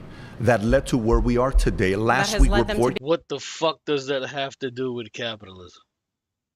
Even if you believe that stupid ass shit that women were brainwashed by feminism, what the fuck does that have to do with capitalism? He's doing that to obfuscate, to get away from her fucking point that she made. None of this shit makes any sense. Being single mothers? Yes, in many cases, because they don't need men. Do you have evidence for that? 100%. You really think a single mother wants to be a single mother? Absolutely, we have evidence of that. Do you think a single mother wants to be a fucking single mother, bro? Like that right there should be open and shut. Single mothers don't even want to be fucking single mothers. This is why they'll get with some fucking piece of shit ass nigga. The nigga's a piece of shit and he'll fucking rough up the kid and probably kill the kid. All this type of shit. This is what goes on with these niggas. This is why, like, as a single mother, you gotta really pick who you fuck with. Because these niggas are coming to your life, beat the hell out your fucking kid, and kill these motherfuckers. Single mother making minimum wage down the road, like working for some grocery store, having to take care of all of her children, is just like, I just don't need a man. I just want to be independent. What percentage? I'll live in abject poverty to be independent. Yeah, that's made up. No woman is just waking up like, oh, I'd just rather be a single mother and fuck all of this shit. I'm just gonna be a single mother. Who cares? Like, that's not real, bro. That tells me that you're not even around women at all. No woman wakes up and like, oh, I just want to be a single mother and fuck all of these niggas and I don't want to be a part of this and I just want to be a single mother and just raise my kid. Like, who are these fucking people? Every single mother that I've ever fucking known, nigga, they're trying to do what the fuck they gotta do and they want companionship. They want companionship. They want a good dude that they can have around their kids because the motherfucker that they did choose to have sex with, this motherfucker ain't shit. Now you do have women too, like they'll probably first have a kid and they'll just close everybody off for probably about like maybe a year or so to, they're just trying to figure things out. But after that, bro, most women they want companionship, bro. Like these bitches want dick. They don't just want to chill and don't want no men around. Like no, especially they have a little boy. They want somebody around to help with that shit. This dude is making shit up. Percentage of the U.S. revenue that we get in, you think we use for entitlement programs? What percentage? I don't remember the exact. What do you think the number is? So we bring in $4.9 trillion. But it's far less than what we do in private spending. We bring $4.9 trillion in. Okay, the U.S. revenue comes in. What percentage do you think goes to entitlement programs? I don't know. So what? Who gives a fuck? Like, if we weren't spending $1 trillion on our military, we could actually take that money and also use not only on entitlement programs, but we can also use that to bolster our infrastructure. So I don't know what the fuck he's talking about. Like that's a horrible take. What do you think is a reasonable number? Well, what you're calling entitlement programs, I'm actually not sure what you mean by that. I'm talking about Social Security. I'm talking about so social welfare. Social Security. That's a fucking entitlement program. You mean to tell me that your grandmother, your mother, who's been working 40, 50 fucking years, who she's paid into this fucking system. Now he's gonna boil it down to, well, that's just an entitlement program. To where she doesn't fucking deserve it? You're gonna boil that down to a fucking entitlement program. No, she's paid into this shit. Your father has paid into this shit all their fucking lives. So now you're gonna boil it down to it's just an entitlement program. America pays so much into these fucking entitlement programs. Bitch, this is what the fucking New Deal was supposed to be about. The New Deal was supposed to be about is you pay into these fucking programs to where you actually get help on the back end once you retire. You pay into these things and you get help on the back end once you retire. It just so happened that for the past 30 years, in places like China, it's only been 50 years. People will retire after 50 years. But now what he's saying is, oh, it's an entitlement program. You shouldn't be able to have it because I'm a millionaire and I would never use it. What the fuck are you talking about? Who cares if you don't use it? I paid into this shit. I'm talking about any of these. It's much less than other OECD countries. What percentage do you think I don't remember the exact percentage, but it's much less than other OECD. Who cares about the fucking percentage? That doesn't matter. I pay into this fucking system. Every time I get a paycheck, monies are taken away from me, so I pay into this fucking system. After about 50 fucking years of me working, I should be able to access that off of the back end. What he's saying is, oh no, you should be able to access this off of the back end because it's an entitlement program. The fuck are you talking about? Why can't I access this? This should be accessible to me. I've paid into it. I've paid into this shit. What do you think it is? You think it's 10%, far behind. 20%, 30%? What do you think the number is? No, but it's relatively low compared to other OECD countries. Who cares? See, bro. Come on, bro. A real socialist, bro. Niggas is finna tell you. Bro, I don't give a fuck what the number is. If I paid into it, I deserve it. That's it. They need real socialists on here. Can you guess the number? I don't remember the number off the top of my head. I've already said that. 68%. Who cares? How much more entitlement? 68%. Can we fact check that? You can fact check that. Okay. Please do so. So what? So what? I pay into this shit. I deserve it. It's not no bullshit entitlement program to where I get to go and sign up for something. Nigga, I've been paying into this shit all my fucking life. From the time I was 16 to 17 when I started fucking working, now I'm fucking 65 and it's time for me to retire. Why can't I access this shit? This shit should be like, click, click, click, all doors unlocked. Go ahead and do what you want to do. This motherfucker's trying to make it seem like, oh, it's an entitlement program. And what the fuck? Nigga, I paid into it. Please. 68% goes to entitlement programs. Of our federal budget?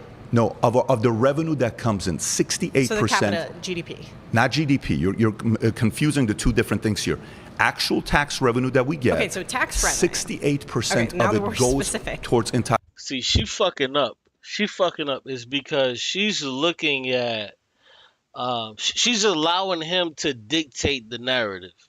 She's allowing him to dictate the narrative. No, my nigga. You can call it an entitlement program all the fuck you want to. Yeah, go ahead. Call it an entitlement program. I'm not calling it that. I'm not calling it an entitlement program.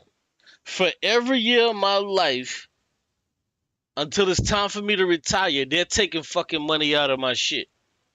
And they're taking money out of my shit just so that they can give it back. And it's so fucking mean to you. You mean to tell me motherfuckers is only getting like $1,000? Because see, what they expect is that you're supposed to, at that time when you retire at 65, you're supposed to have a home already. The shit's supposed to already be paid for. But for millennials and people under us, nigga, we don't even have that ability to fucking even pay for this shit. I'm a millennial, nigga. Bro, do you know what they tell you, bro? They tell you that you're supposed to, like for millennials right now, I'll just use us. When you first start working, right, this is what they tell you. So you can retire comfortably.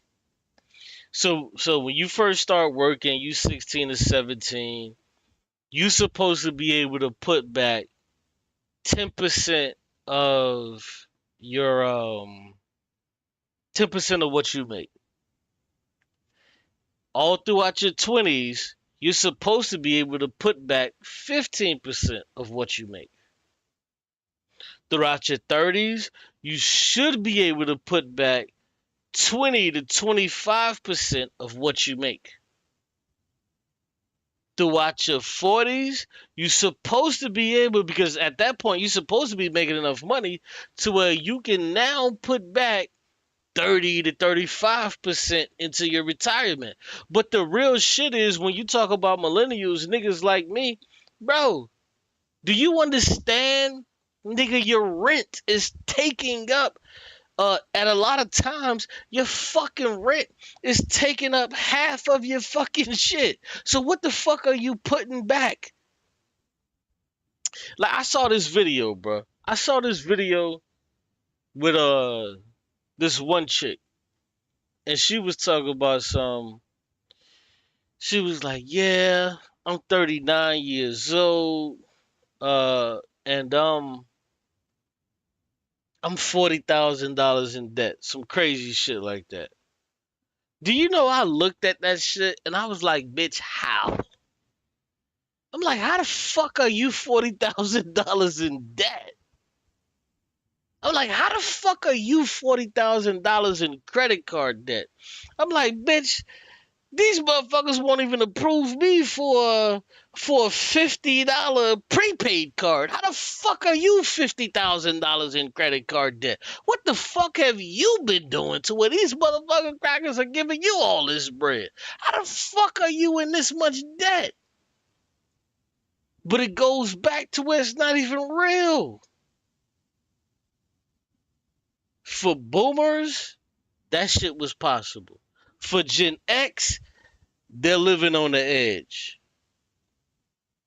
But for millennials like myself, for Gen X, man, that shit ain't possible. How the fuck, nigga, is you for real? How the fuck, you know, you putting back 30 to 40% of what the fuck you make to retirement? That shit ain't real, bruh. You are not putting that shit back. Nigga, you ain't got 30, 40% to put back on no fucking retirement. Nigga, you ain't got it. You don't own it. You don't make enough to put back 40% of what you make on retirement, nigga. You're probably 40% of what you make, you're probably spending that on rent or what's in it, a mortgage. That's 40%. Another 20% of that shit, if you one of them other niggas, you probably went to college or whatever the case, boom, you spending that on trying to pay down your student loans. Already, you're at 60% that you're spending. You got 40% left. That 40% left, nigga, you doubling that with your girl to try to get food. So you spending 15, maybe 20% of that shit, and with her income, boom, that's another 20% from her. You trying to get food. So what does that leave you with? That leave you with Netflix you gotta pay for, phone bill you gotta pay for, card note. That's card note. That's all of this other shit.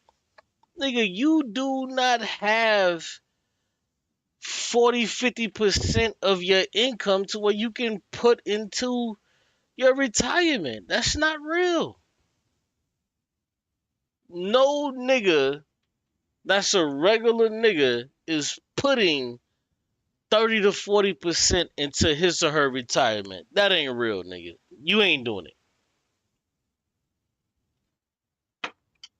No nigga, no millennial that's like 35, 45 years old, nigga, you ain't doing that, bro. You are not putting fucking 35 to 45% of your income into no goddamn shit. Because you know what? What happens when maybe your wife gets sick? What happens then? Boom. Now you gotta pay for some shit for an operation, and it just wipes out everything that you done fucking saved. It just wipes out everything that you done saved. You wanna know why it wipes it out? It's because, just like how I brought out the numbers earlier, is that in America, 60% of people that go bankrupt, it's because of wealth. Not wealth, excuse me. It's because they have to pay shit. They'll have a medical emergency. Now, that's not even including when your car break down and then boom, you gotta pay like $3,000 for that shit. You know, you gotta go to this shit, pay $3,000 for that. You like, fuck, that shit, took a hit to my savings. All of that shit. Before you know it, you using credit cards, all of this shit just to try to stay afloat. Nigga, you going to McDonald's with a credit card, nigga, like, damn, I'm hungry, but and then what happens after that? You fucked. All of this shit this dude is talking about is fake as fuck, bro. All of this shit is fake, bro. All of these motherfuckers talking this shit they're not real, bro. The average person in America, bro, we're poor. We just are. Entitlement program, 68%. Thank you.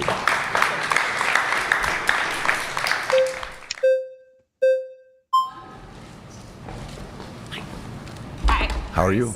Good. Grace? Yes, Grace. Good to meet you. Hi. I want to say that I think it's pretty comical that an elite such as yourself has the goal to tell us average Americans who's in poverty and who's not. A lot of times, I was an average American. You're not. I like what she said. You got the fucking gall to talk to an average American. I like that. I like her. As a guy that was in poverty. You're not anymore. And you can also you're change. You can also change. Anyways, Do you believe you're you can talking. change? Yeah, and she's keeping it a buck. Nigga, you ain't anymore. Oh, I was an average American. But you're not anymore. You're not anymore. Yeah.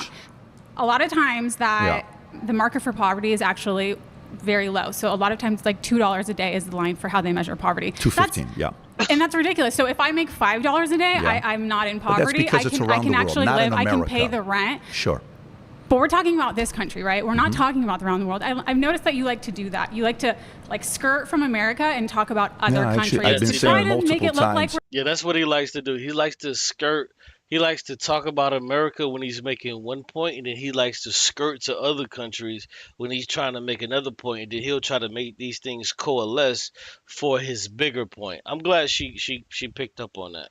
we're better, but we're America's actually the getting greatest worse. country in the world. No, Anyways, it's the greatest country. Hands We're at down. It's not we even are at the close. highest that we've ever been with homelessness since we started collecting Why is data. that? Ask your. Are you from because California? we haven't had a Are pay you raise from since California? 2009. Do you live Our here? minimum wage nationally is $7.25. Okay. And you wonder why we have the highest poverty rate. You think that capitalism's winning? Can you survive? Would you like to live off $7.25 I used an to hour? work for $4.25 at Haagen-Dazs. Bullshit. He used to work for $4.25 in Haagen-Dazs. But you don't anymore, sir. That's like if I was to tell you about the times that I used to fuck Megan Good. Nigga, but I don't fuck her anymore. So what? So what, nigga? I don't fuck her anymore. You no longer make $4.25. You don't work at Haagen-Dazs anymore, bitch. Right. Then I and that went was and a worked very different at time. Burger King for $4.75. And how much do you make Then now? I make millions today. Then Right, I and worked that's at why Bob's you like Big Boy. capitalism, because we're not all making that. But And the that's my difference. point. And that's why you like capitalism, because you make what you make. Thank you. Is, but a the difference millionaire is between critiquing the people in poverty the and difference, saying my you should hope, work harder. You should work. You know, my you can be hope, me. my We can't hope, all be you. My hope is that She's right. Not everybody can be him. But he's playing this shit like, well, everybody can be me. You just got to work harder. You got to do this. No, it's impossible. If everybody was a fucking millionaire, then nobody would be a millionaire. If everybody was a millionaire, then nobody would be a fucking millionaire. I like how she's checking them. you believe you can change and improve, that you believe you can upgrade yourself. That's my It's belief. very, you know what? That's what rich people like you want to keep telling us. But you yeah, can be the just like difference- me. Do you want to yeah. be like me? If you work hard enough, I'm not you can saying be like that. me. I It's don't. not I don't. very I, realistic. essentially, you wouldn't be able to be like me because You're you wouldn't talking work that down to hard. people like Would you us. work that hard? You don't. Would you? I'm not going to tell you. I don't have Would- to answer would you- that. if you I don't don't have choose to to- measure my I don't have to measure my work ethic to be worthy. You don't have to. Then you can't be upset agree. for others who do so. You can't. No, that's not what she's saying. What she's saying is she doesn't have to measure herself in dollars the way how you measure yourself in dollars. That's what she's saying. You can't be upset for people who are No, struggling. because they work and that's harder what's wrong than with you. capitalism, because But you go back think to the that homelessness. you have to work so Do hard. you live in the state of California? I do. Okay, you said homelessness. Yes. What do you think about your Governor Newsom? What do you think about him? I don't like him. I'm a Okay. progressive. He doesn't do enough for the people. Do you know when he was he takes corporate money. fantastic? He takes money from people like when you. he was, he's not I've for never the given people. him money. But do you know when he first Oh, that's became a not a governor? surprise, but a I lot of would people never like give you him have. money. But when he Who have you became a given governor money? first, when he became a governor first, from then till today, he's raised the amount of homelessness in this state by 36,000 people. Okay, you know, I don't he like the was guy, but given he's not at fault for- So what? Who gives a fuck? Gavin Newsom is a fucking Democratic piece. He's a Democratic piece of shit. Who gives a fuck? That's not making your point. That's making mine. For 4 homelessness. billion People like you are. Billionaires like you are Taxpayers the gave him problem. 24 billion. Taxpayers I believe it. I gave don't him like that guy. $24 billion, and he didn't do nothing with it. Vote It him increased. out. Vote him out. You He's vote just him like out. You have him. It's not that. That's what I'm it's, saying. I'm but not no, here I would to tell defend you. You can but go. you're not much different than him. That's all I'm saying. You're in the same class. But you're you're sitting here blaming a person who's changed their lives for the better. Yes. And it's their fault. My dad This was. is not the Yes, it is your fault. Now he's finna go about his dad was so poor. Bro, we don't give a fuck about that. Your dad isn't poor anymore. See, I remember back in the day, y'all remember Andre 3000, right? Andre 3000, he said something back in the day. He was like, man, you know, because niggas was asking him, they was like, damn, bro, why you not on the scene? You not making records? You not making songs? You know what he said? He was like, bro, I can't continuously talk about being poor anymore when I'm not poor. I'm not poor anymore, so I can't keep giving y'all those bangers that y'all used to love because I'm not poor anymore. I can't keep making those tracks. I can't keep making the music that you guys love because I'm not poor anymore. The shit I used to talk about was for poor people. When I would tell you that I was in the studio and this and this and that, I can't do that for y'all anymore because I'm not poor like that. All of the rappers that get rich behind this shit, they say the same thing. Jay-Z says it's the same thing. If you like the old Jay-Z, go get my old album. Jay-Z says the same shit. I cannot continue to sell this facade about being poor and all of this shit. I can't do it because I'm not poor anymore. I don't even know how the fuck to talk about being poor because I'm not poor anymore. When I was poor, I was able to talk about it. But now that I'm not poor anymore, I can't talk about this shit. How the fuck do I sit back in a room filled with a bunch of rich ass niggas that's making millions of dollars a fucking year, and I finna sit back and talk about how fucking poor I am, and you know, like it's impossible to do that shit. That real shit, that gutter shit, it comes from when you are in these situations. So when Patrick Bet David wants to say, "Oh well, my father," bitch, no, that's bullshit. You ain't poor anymore. Your father isn't poor. We don't give a fuck about that. Your father came from humble beginnings or you came from humble beginnings. That's not who you are anymore. You don't live your life to where you come from humble beginnings. You don't even live your life like that. So why would you try to diabolically push us to where we should fucking listen to this shit you're talking about? It's not real. The United States of Patrick Bet David. Do you know this where? Is the United States of America. I know, and I'm so all of our grateful to people. be here. I'm and you so say grateful that, to but are be you here. willing to pay more taxes I so am that so other people don't grateful to suffer? be here. Are you willing to pay more I taxes am so so other people don't grateful suffer? to be here. So you're skirting the question. You're not willing. My dad was a cashier in Inglewood at a 99-cent store. Who the fuck cares what your dad was? That's not your dad now. You would shoot yourself in the fucking head if your dad decided to stay as a cashier. That's not who you are anymore, bruh. You can no longer tell this story about how you was poor and how you was raised up and you're just a kid from Iran. That shit don't do nothing for people, bruh. We don't care about that you were just a kid from Iran and you made something of yourself. That does nothing when you're talking to other poor people. It does nothing. We don't give a fuck, bruh. We don't care about your motherfucking daddy. Fuck your daddy, nigga. Oh, my dad, you know, when I was coming up, he worked at the 99-cent store. Okay, does he work there now? No, he don't work there now, but shut up, nigga, we don't care. Fuck that nigga. We had nothing. No, I don't tell you that's great. We had nothing. Well, I'm the guy that had I'm the guy that had a the propaganda that you guys, what you can don't be like but me. what you don't want to hear is Under that because it's the capitalism, truth. we Can I ask you a cannot all question? be like you. When's the last time you read a business book? When's the last time you read a self-help book? When the last time you read a business book? What the fuck does that mean? When the last time I read a business book? It could have been yesterday. What the fuck does that mean? Is that gonna get rid of capitalism? Is that gonna stop these motherfuckers from egregiously taking over my fucking labor? Who gives a fuck when the last time I read this type of stupid ass fucking book? I need to answer that. When's the last time you read a I self-help? wrote a self-help book. Tell I'm me a what- writer. I'm a creative. Tell me what and self-help I also, book you read. I'm not. Give I me don't one. need to. Give me one you read. Are you willing to take one recommendation? No. You're not. Not for Then me. I can't help you. That's okay. I don't need your help. Good. What the fuck?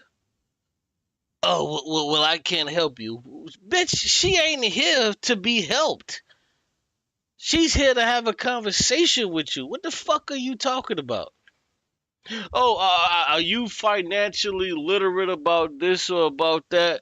No, but I'm financially literate enough to know that you shouldn't be fucking taking the excess of money from these other motherfuckers, these poor, sad saps. I didn't come here for your help. I You've came been here to flagged debate out. you. Good. Awesome. Fucking clown. She was the only one that I really liked because she told that nigga what the fuck time it was, and she wouldn't really listen to that stupid ass millionaire shit. A lot of these motherfuckers, they got blinded by the bright lights. Oh man, well, what's the last book you read? Bitch, who cares what last book I read? How's it going, man? What's your name? Armin. Armin? Yep, Armin Crow.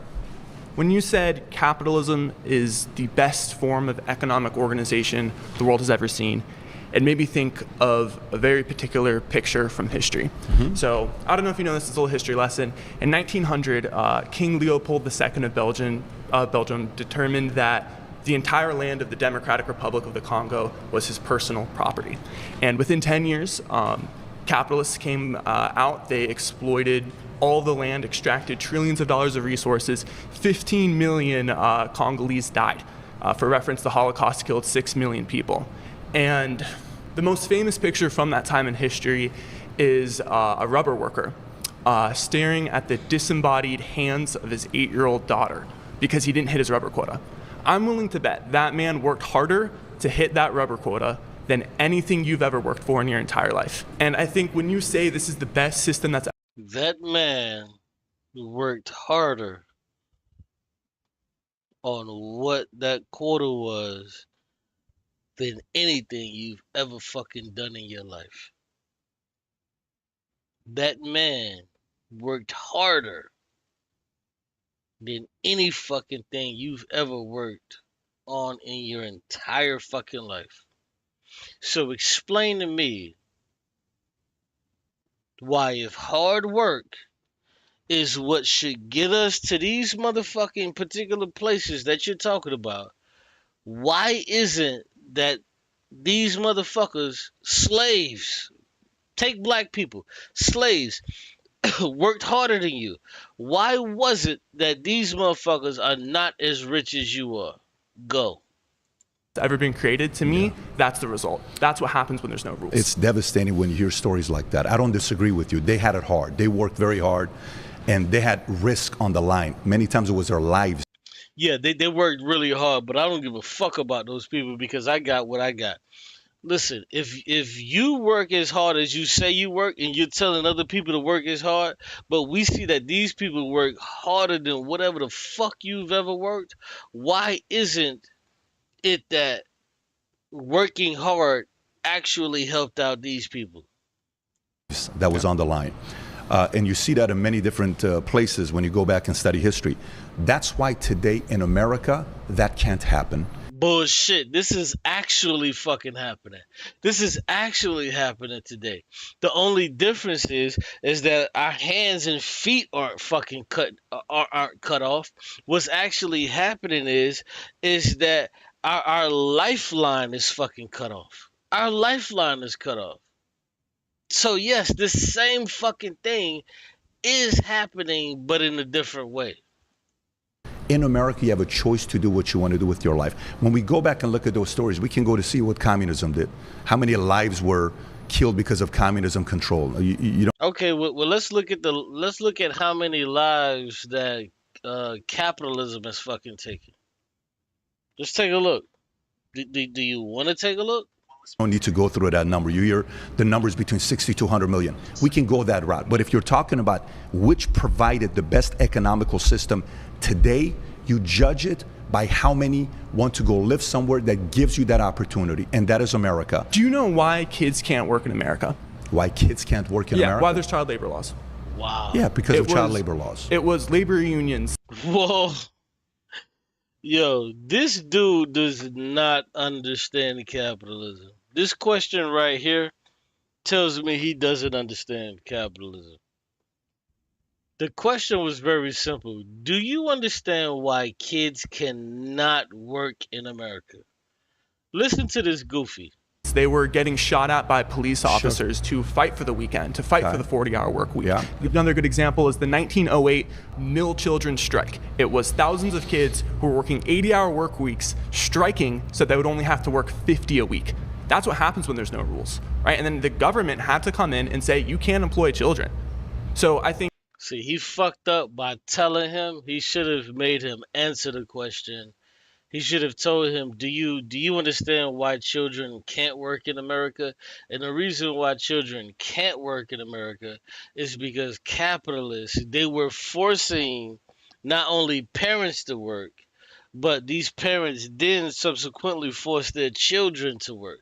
But the reason why children cannot fucking work is because parents begin to fight for this shit. He should have let him. We don't disagree here with that. I don't think we're sitting here talking about child labor. Yeah. Are you hearing me talking about But see, here's the thing with child labor. If capitalists had the ability to allow children to fucking work, they would do it. And you want to know how we know this? It's because they did it in the past. They did it in the fucking 1800s. They did it in the 1900s because this is what the fuck they wanted to do. The reason why children were working is because capitalists were trying to extrapolate as much as they fucking could. This is why children were working. capitalism is the best system because it provides child labor in America? I'm saying that capitalism, there's no guardrails inherently. The government has to come in. People have to go and organize. And I think what you've seen for the past 50 years under neoliberal politics is that's slowly being chipped away. All of the good things of the New Deal, like Social Security, the 40-hour work week. I do think you need law and order, but also at times... No, law and order has nothing the fuck to do with that. Because law and order has everything to do with people breaking laws. But if you have laws that agree with child fucking labor, then that has nothing the fuck to do with law and order. Like, for some reason, bro, I don't know why these people just allow this fucking cuck to just get away with the stupid shit, like some of the dumb arguments that he's making. It's crazy to me. You know, the amount of rules you put in place can prevent incentives. Right now, if you think about drones, warfare is changing, okay? And who gives a fuck about warfare? Who gives a fuck about warfare? If we're talking about capitalism and how capitalism forced children to fucking work, the question has to be, and still remains, are you okay with children working? Because had it not been for the government stopping that shit, you would be okay with children working. You would be okay with it, because not only were the capitalists of years past were okay with it, but capitalists of today, they're fucking okay with it. This is why they fight for in certain states it's 16 years old. In certain states it's 17 years old. This is why the capitalists fight for this shit, because they want, especially places like McDonald's, they want you to be able to work for their corporations. So the question has to be asked: you as a capitalist, what would you prefer? Would you be okay with children working? And his answer would be yes. And this is where you bury him. This is where you bury him. This dude fucked up the whole shit. He fucked up the whole shit. 70 to 80% of all drones that are being built today Who are gives a being built fuck by a about company called drones? DJI Who in cares? China. Ukraine was building. Who gives a fuck about drones? Because what he initially talked to you about was child labor, and you would be okay with child labor. You would be okay with it. See, I'm telling you, bruh. A lot of these dudes, these motherfuckers don't debate. They don't debate, bruh. They do not debate. I don't know where the fuck they found these people. No disrespect to them, but I don't know where the fuck they found these people, bro. These people don't debate. These people do not debate because there's no way you would be able to say the shit that you're saying, and I wouldn't check you on that shit that you're talking about. 1,000 drones a day at $500 and going and hitting $5 million equipment of Russia, destroying them. 68% of their attacks was from drones. When you come to America, look at us. We're at 1 to 2% at the top. Let me explain my point to you here. Who gives a fuck about drones? You just allowed this dude to take the conversation and fucking moonwalk the shit to something other. We weren't even talking about drones. He was talking about child labor. Now you allowed him to move into some shit about fucking drones. Who gives a fuck about drones? You gotta stay on task. Tell this dude, are you okay with child labor? And if you aren't okay with child labor, then that means that you would have to now look at the capitalists from the past and say you disagree with capitalism from the fucking past. And if you do disagree with capitalism from the past, then that's fucking problematic with your whole fucking stance. Because you have a problem with capitalism, and not only the problem that you have with it, but you agree with me in my fucking stance on capitalism. Oh my god. This shit is so fucking easy, bruh. Part of it is overregulation. Overregulation, FAA laws, this laws, that laws. So 500 startups that got into the drone business, they walked away because it's overregulation. Many cases, when you say, I want to put this rule in place, great. Another person, no, I want to go this much. No, I want to go this much. No, I want to go this much. Overregulation. Overregulation. Okay, well, since you want to go there, well, let's talk about regulation. So if we didn't have regulation, then guess what we would have? We would have more of what we have right now. What we have right now is we have a lot of these companies that are dumping their bullshit into the waterways, which subsequently matter to the shit that we fucking drink. Bro, this shit is so fucking easy, bro. It eventually gets to the point that it chokes the innovator, and that's also not good. He's talking about choking the fucking innovator. Nigga, how about you talk about the shit that's choking the people that actually have to live off of this shit? I think regulation is the reason why there's no lead in our gas. You were talking about incentives. The only incentive that really matters to a good capitalist is profit. It is no, you fucked up. There's no fucking such thing as a good capitalist. You fucked up. There's no such thing as a good capitalist. You giving this motherfucker an out. If you give him a fucking out, he'll say, yeah, see, I'm one of the good capitalists. I don't think we should do this, and I don't think we should do that. The fuck? You don't give him a goddamn out. This motherfucker is a goddamn demon.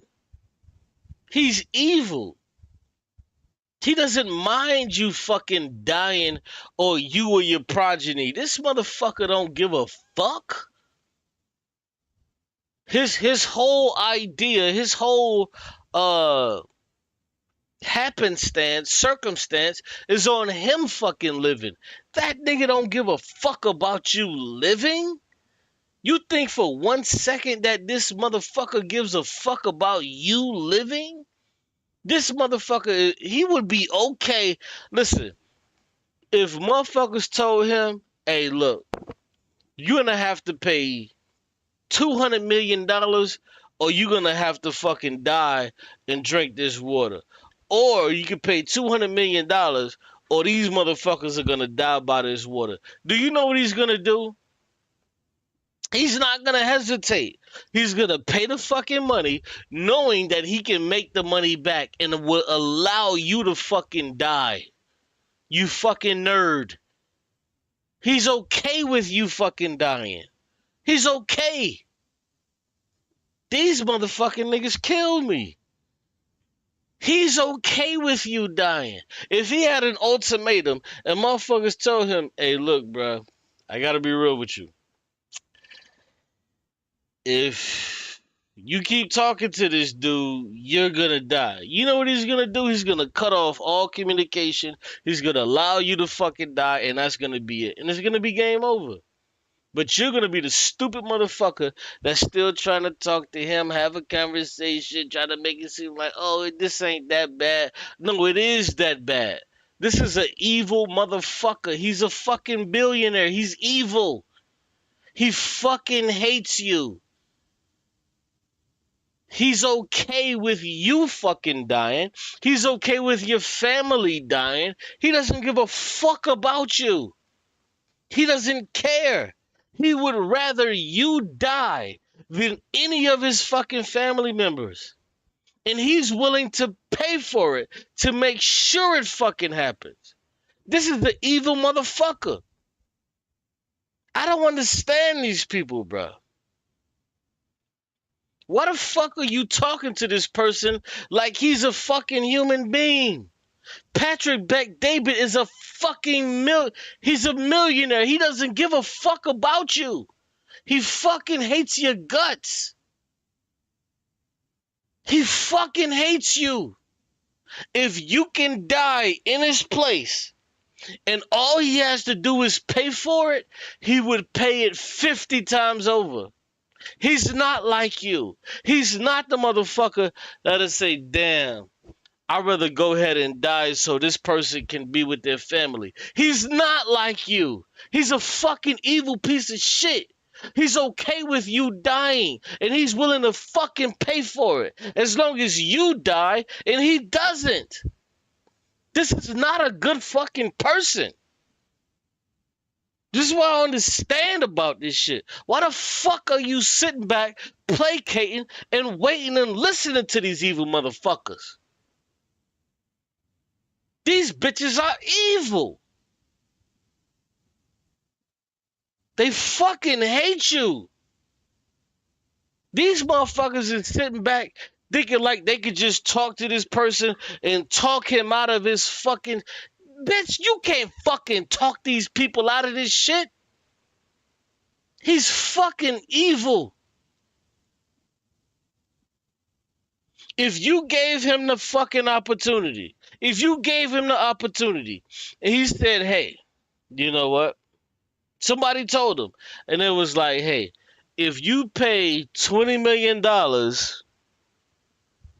we're going to make sure that it's this person that dies in this car accident versus your mother. You know what the fuck he's gonna do? He's gonna pay that shit. He fucking hates you. But instead, these motherfuckers is sitting back thinking that they can talk to this motherfucker like he has a fucking reparable fucking bone in his body. Like maybe he isn't really. No, he's fucking evil. He fucking hates you. He's okay with you dying from whatever fucking disease you get, even if he has the money to fund it. If you were to ask this fucking piece of shit, are you willing to give up your fucking fortune to save one fucking person that you don't even know?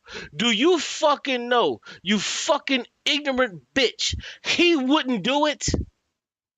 He won't give up his fucking fortune. He would rather you fucking die to keep his fucking fortune. You niggas are fucking stupid. This is an evil fuck. Why the fuck are you playing with these people? Oh, well, maybe he would change. And no, this motherfucker ain't gonna change. He's not going to change. He fucking hates you. He hates you because you are the motherfuckers that work for him that actually know that this shit is fucked up. He hates niggas like you. He prefer you niggas die. He wants the motherfuckers that are keeping his bullshit going along. He wants them to stay alive. He fucking hates you. He wants you to die. Because you know this bullshit that's going on. These other stupid motherfuckers that don't know any better, he's okay with keeping them alive because they're gonna keep working for him. You fucking idiot. Stop playing with these motherfuckers. They fucking hate you. Oh, well, these motherfuckers is kind of tripping because really, I'm just a person. No, you're not. This is a fucking piece of shit. This dude is evil. He's evil, bro.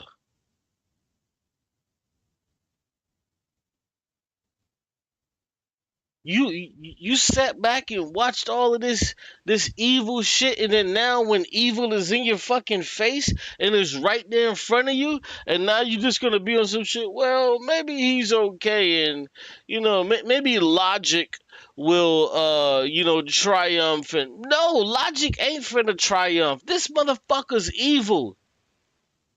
This bitch is worth millions of fucking dollars. Do you think he's willing to give that up to fucking change? You think he's willing to give that shit up to fucking change places with you? He'd rather lose his left fucking nut.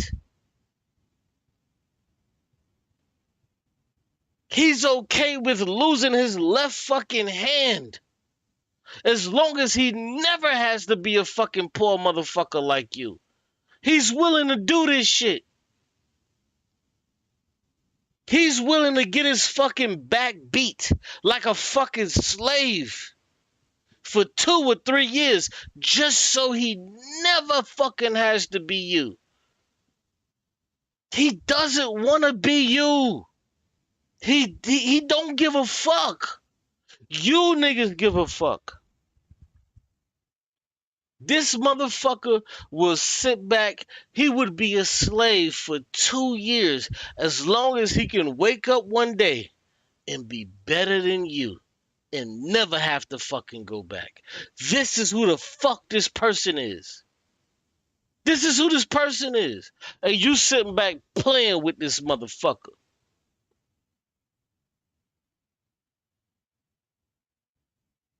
You sitting back playing with this motherfucker. Oh no, don't trip. It's really like this. Man, this motherfucker hates you, bruh. If he could fucking just take your life without going through all the other shit, he would do it. You niggas are sick. You're fucking sick.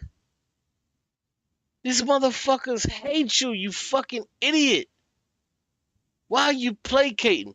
Why are you listening to these motherfuckers? It's so stupid to me. These motherfuckers hate you, bruh. They fucking hate you. Let me get up out of here, man. I appreciate y'all. It's 3:51 in the morning. Let me take my ass to sleep. I'll catch y'all on the other side, man. I just hate this shit, bruh. That these motherfuckers just don't even see this shit, bruh. These motherfuckers hate you, bruh. You want some shit thinking like you about to better the world. If you had the opportunity that these motherfuckers have, nigga, these niggas will slit your fucking throat just so they can stay in power. And you sitting here fucking sitting back thinking that this is some cool type of shit. No, bro, these motherfuckers hate you. They fucking hate you. They fucking hate you, bro. But I'm out. Peace, man. I appreciate y'all for tuning in. It's your brother outside the Qube. Until next time. Peace, peace, peace, peace, peace, peace, peace. Man, this nigga's crazy. Peace.